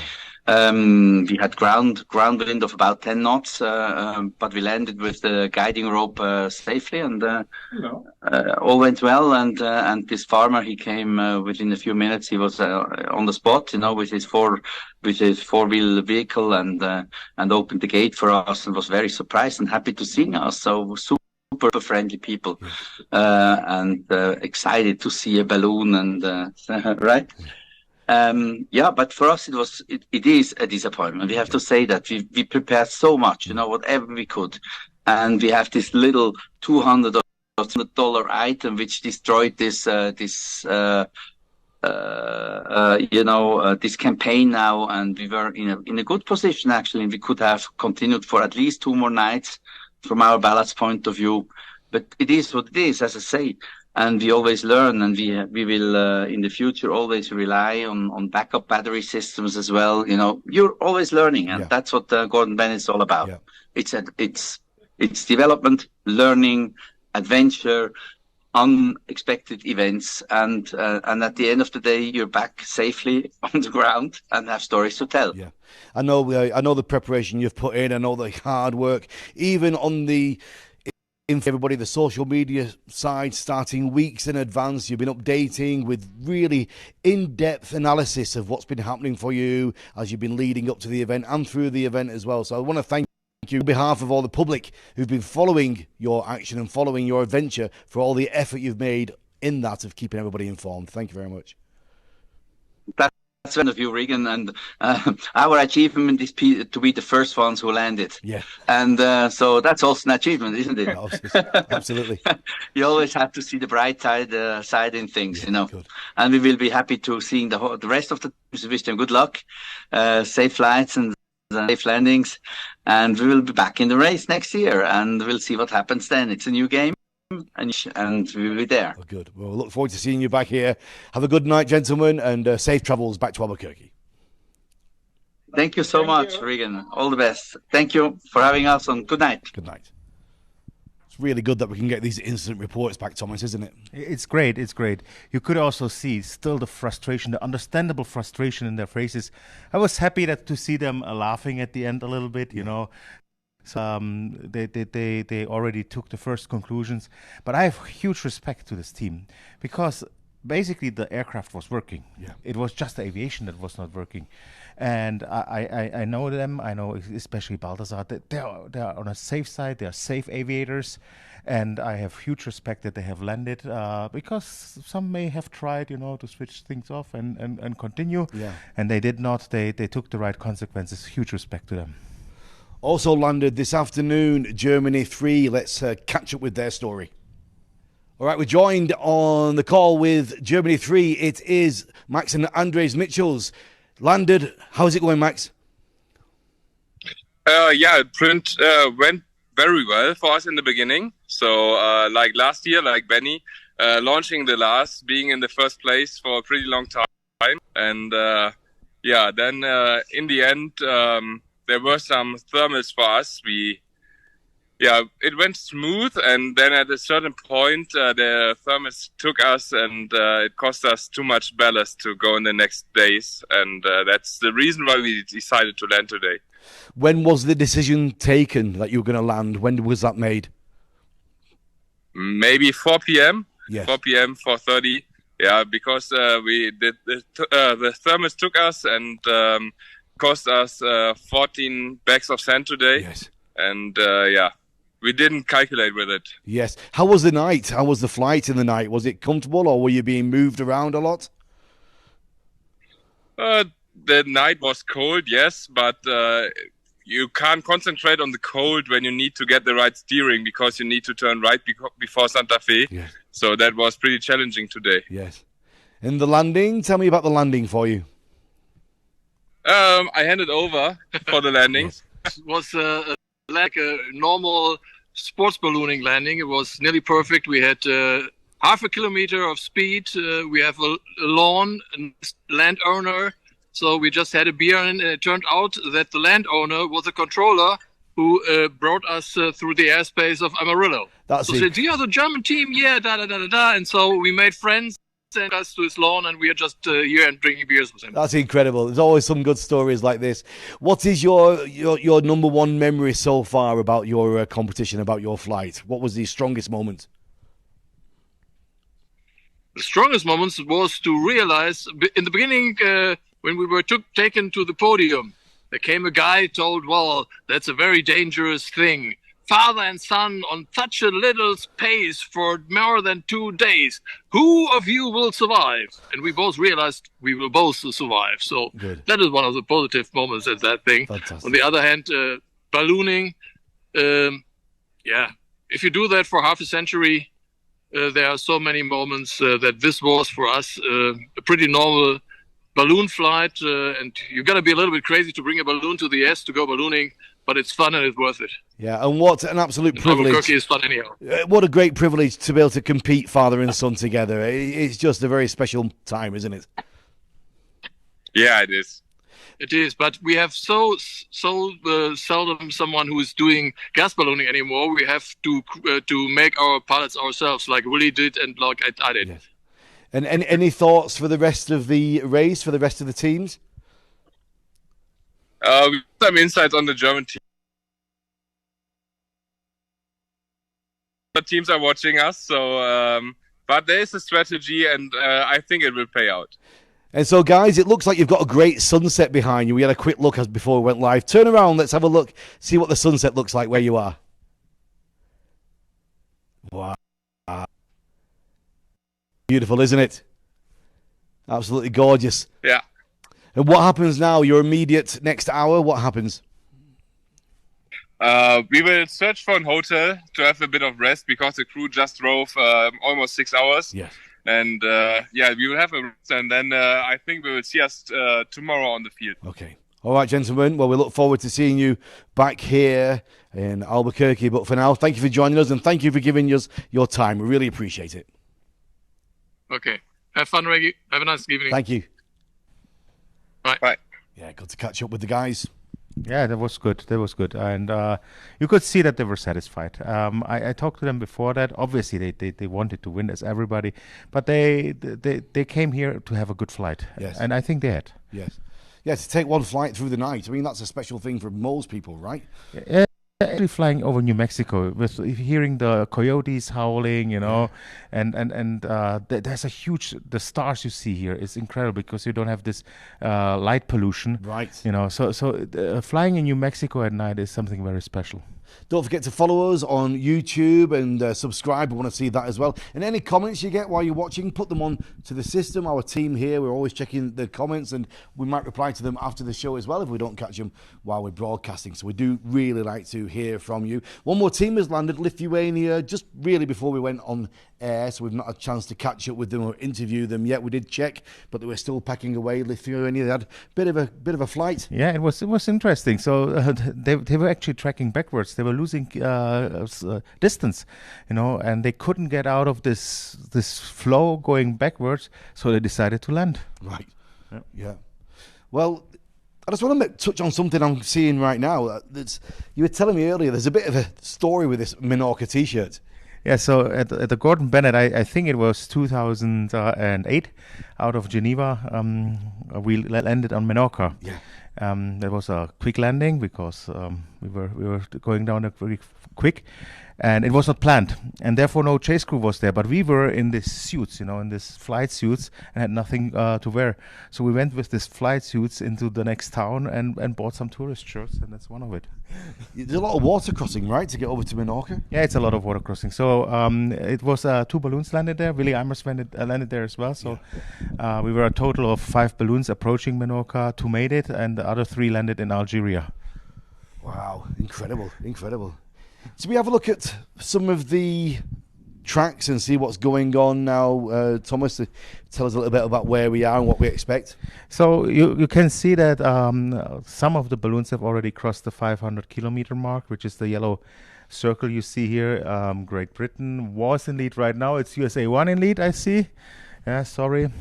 It was nice while it lasted. It was nice while it lasted. So they are moving now to the east. You can see, but you can see different tracks.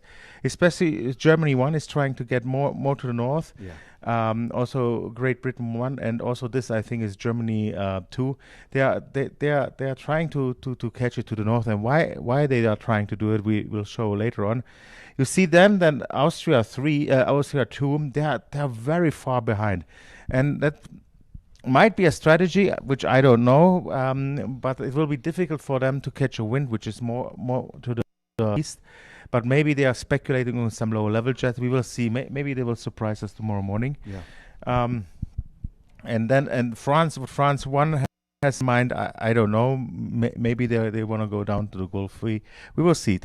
I think tonight will be a very deciding night. And Mark and I, the past event director, always said it's a three-dimensional chess game. Yes. Yeah, and that's what we will have this night. You have to put together the different layers of wind and where do you want to go, and we get to that later on. What it is. So, I think it's still quite a pack. They have not split too much, but I suspect tonight they will split a lot. It's really exciting to keep following the action on the tracking there. Remember, live.gordonbennett.aero. You can follow the tracks all night long, keep zooming in, seeing where they are, seeing the mileage. Let's check in with some more of our video content. We've got Germany 1 and a sleeping pilot. Shh. Quiet, please. Pilot is sleeping.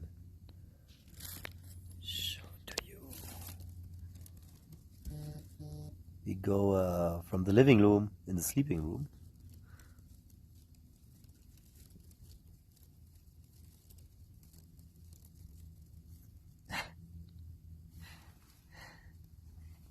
Good morning, good night, good night. Mittagsschlaf. And back in the living room. And yeah, so it's quite nice here. See our cockpit, all the instruments.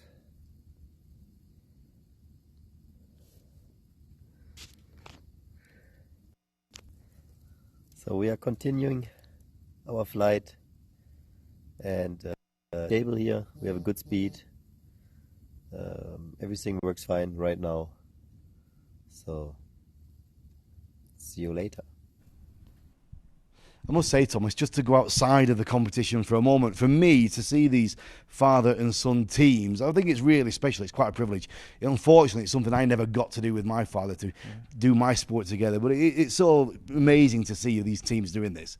It is amazing, and I would have liked to do it with my father as well. My father was a balloonist, but we never got to fly a Gordon Bennett together. We flew sometimes together, but never a Gordon Bennett. What I want to point out about the Eimers team is you see how comfortable they are, how and what routine they have. Yeah. There's a real peace, or inner conviction that this will turn out really good. Yeah. And you can see that here. They're really, really, really really good played in, and I think they also complement each other very much. Yes, they have the schedule, they have the system all in place. What about with sleeping? How much sleep do you get there? I mean, can you get many hours from your experience, or little snacks, little bits? Yeah, it's more snacks. So what's the best thing is that you have a schedule. Yes. So usually a good schedule is 4 hours sleeping, 4 hours on duty. And then you get enough sleep. You will never have a great sleep. Right. And you saw that also with Willy. He was not sleeping, but at least he was resting, and that's also important. And so 4 hours of rest, and then 4 hours of flying, 4 hours of rest. But you don't get in very much sleep. It's also not very comfortable, you have to say. Right. Everybody wants to know about the bathrooms with Gordon Bennett and with astronauts and everybody that's flying. They always want to know about the bathrooms. Let's check in with one of the teams that landed already, Swiss One, and their bathroom technique. Okay, guys, so that's the most asked questions. How do they do it up there? I mean, not in the balloon, but in the basket, of course. So I wanted to introduce you to the toilet of 2023, the most advanced pot in the air. So what you see here is our pot. This is not where we make our stuff into. I mean, that wouldn't be very helpful, wouldn't it? But what we do is we have compostable bags here. These are compostable bags, and we took, for the sake of safety, we put in 2 of those, and that's where we're going to do our little business. All right, I mean the bigger business, the smaller business we do, good business we do in something like that, and now this is what it is. And the inner bag, once we have done our job, we close that one, we'll knot it together, and we'll put it into one of a plastic bag, which will trail pretty far down. So we call it the sewer. Yeah. So, and that is what we're going to be then leaving in a safe place after landing. Now that is the important stuff. We even have our toilet paper is even branded with a balloon. So you see, even that we are stylish, and we don't little balloon and some clouds. So so that at least this is a stylish thing we do. So have fun, all the best. That was the most asked question any gas balloon pilot is being asked. So now you know it. You got a bit of an observation there on the bucket. Yeah, the bucket, had holes. That's weight optimized bucket, Yeah. So they are so optimized, they even have the bucket weight optimized. That's great. Incredible. And there was another father and son team as well. Yeah, Wutzi Wagner and his father were also flying together. So Thomas Levitz, who's a legend in gas ballooning, he was flying Gordon Bennett's back then with Sylvia Wagner, Wutzi's mother. Yes. And Thomas Levitz and Wutzi flew Gordon Bennett's together as well. Yeah, I last saw Sylvia at the World Skydiving Championships in Voss in Norway. She was one of the judges there, so still very active in air sports all throughout the board, the family. It's great. I meet her sometimes in Klatovy, where Wutzi is from, and it's great being with them. They are very nice people. Yeah, Klatovy, one of the meccas for canopy pilots around the world. A beautiful place. I've not been there yet. I want to make it there one day. Have to. It's a really nice place. It's also nice for hiking. Yeah. Well, talking of different air sports, parachutes and canopy pilots and balloons, what about paper planes? Let's check in with USA 1. Ready? Beautiful day, USA 1 from the basket of USA 1. It's a slow day, and so we've got a little time. We're going to let this baby performs. You gonna throw it, or am I gonna throw it? You can throw it. Okay. Appropriately decorated. Go ahead, let her rip. Ready? All right. Here we go. Woo! Nice. Look at that.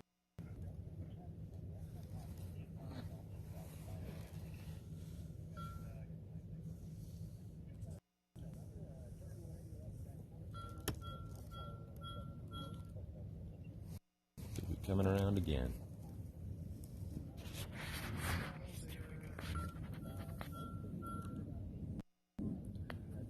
Gotta make sure I don't drop my phone. I'm gonna find a paper airplane and a phone. Oh, there it is. See it? Right down there. That was flying quite well, wasn't it? It was flying good, yeah. And you can see that Noah probably was the aeronautical engineer designing this plane. Good thing is that it was flying down, because if the plane would be flying up, you are in heavy thermals. They should have put $20 in there as well for anybody that finds it on the ground as a little treat to find a bit of money there. And an address to say, hey, I found it. Well, good stuff there. And let's talk a little bit more about what's going on with the competition then. Thomas, you said you wanted to touch on a few things a little bit later. Yeah, we can do that. We can do that now. Here we go. So as you can see, the balloons are right now in the middle of Texas, or northern Texas. It's called the Texas Panhandle. And up here, and where you see blue, that's a light wind, yellow and green are stronger winds, red is very strong winds. And you can see they are right on the edge of this stronger winds here. And what they want to do, what I think they want to do, is they want to try to catch this wind and getting a little bit further north. Because in the next slide you will see there's a strong wind going in another altitude. This altitude here is, I think, altitude, it says 3,000 feet, so about 1,000 meters. You can see here with catching that wind, you will track to the north east, and with the northeast, you will be then later in the night, or maybe tomorrow early in the morning, in a position to catch the other wind.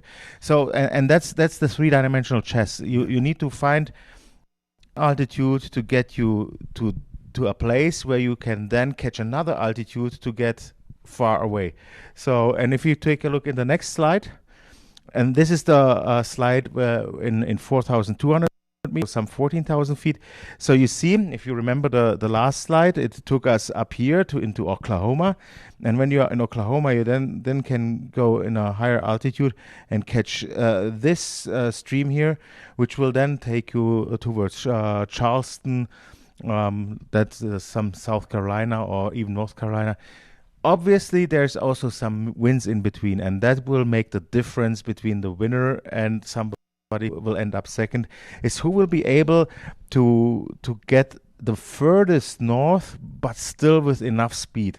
And that's a really tricky part, because obviously the further north you get, the more coastline you have, or the more land you have, Yes. and then you can land later.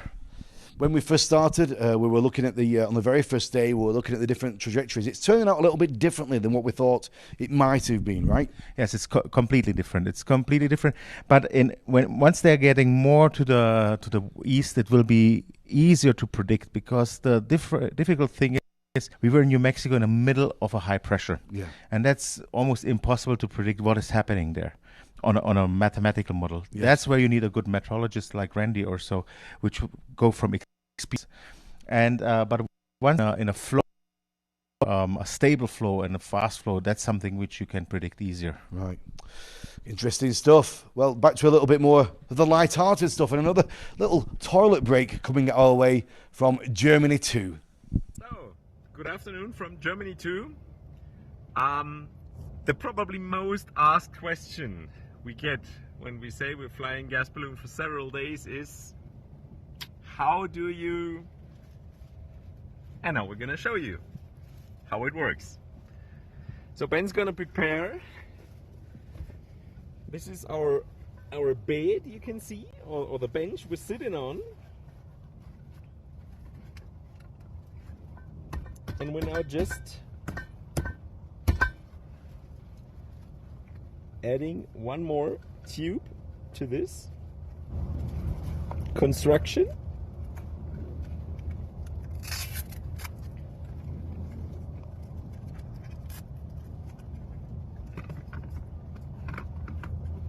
And we got an original toilet seat, which is mounted on top.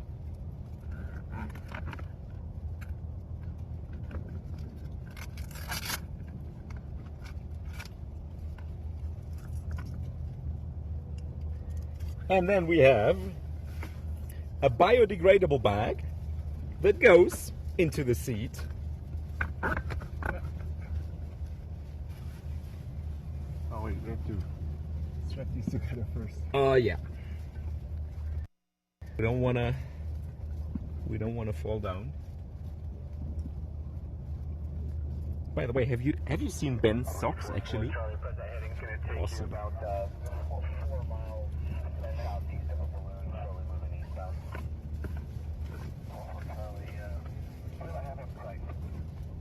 So, Number one.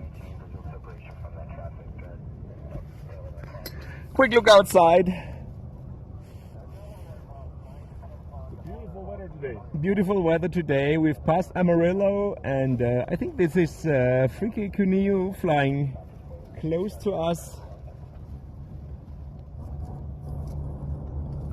Where Yeah, the clips. We need the clips to attach to the bag. one is not enough. Yeah. And after that, I'm gonna sit on like a king on a throne.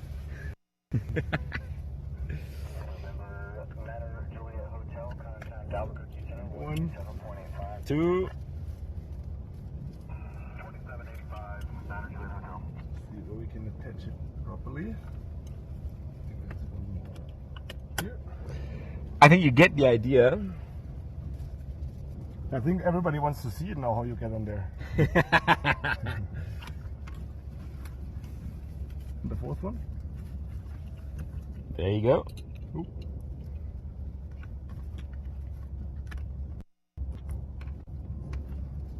It looks quite comfy, and of course Most important, balloon toilet paper. Awesome. So I'm gonna have a seat now. And everything past this point is unfortunately censored. So Bye, have guys. a great day. Bye, guys. Yeah, it's all right saying everything past that point is censored, but we've got it on our own private channel, so be careful or else we'll put it out there for you. But you can see they are enjoying the flight. They are enjoying the flight. They're celebrating what they are doing there. But to be honest, I don't know if this is a construction which I would like to have. You know, you need to have a lot of self-control. When it's time, right? Exactly. Well, talking about time, it is now 24 hours and 14 seconds since we began the race. So 1 day gone. Yeah, 1 day gone, 1 night gone. We're already into the night time. It's dark out there. The team and Germany won. Have got some good images for us. Let's have a look. Good evening. Good evening. From Team Germany 1. So sunset is in about 20 minutes. You can see the sun goes down over here. We're very relaxed. Yeah, the day was very good. We had a little bit in the end of the day, the last 2 hours, unstable conditions, but that's normal. We expect this by the sun heating, so all okay. See you tomorrow morning. Good night, everybody. Good night, everybody. All right.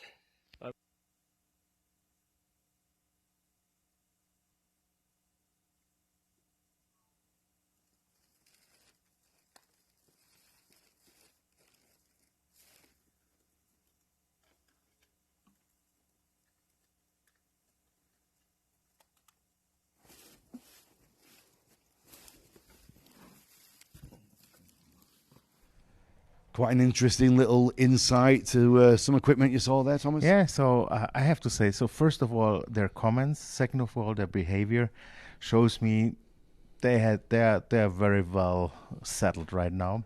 And I saw some of the sand they are having. I think they have quite some endurance. So I could imagine this could be a long race. Mm-hmm. Do we have some comments coming through, did we say, guys, on there on our media table with Christian and Mark? What have we got? So someone is asking if they will actually reach the Mississippi River. He knows it's depending on load factors and so on, but what do you think? Well, I certainly think they will cross the Mississippi River. I cannot tell you where, but the trajectories, the weather, the endurance they are still having ahead of them, all speaks for it that they will cross the Mississippi.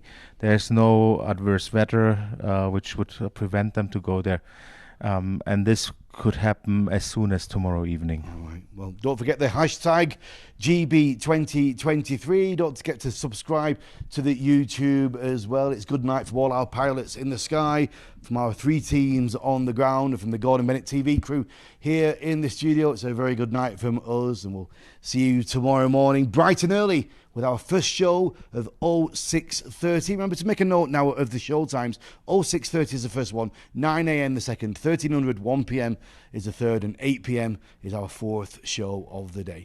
We're going to have a good wave goodbye now from Germany too, and wish you a nice, pleasant evening or daytime wherever you are. See you tomorrow, 06:30. Good night.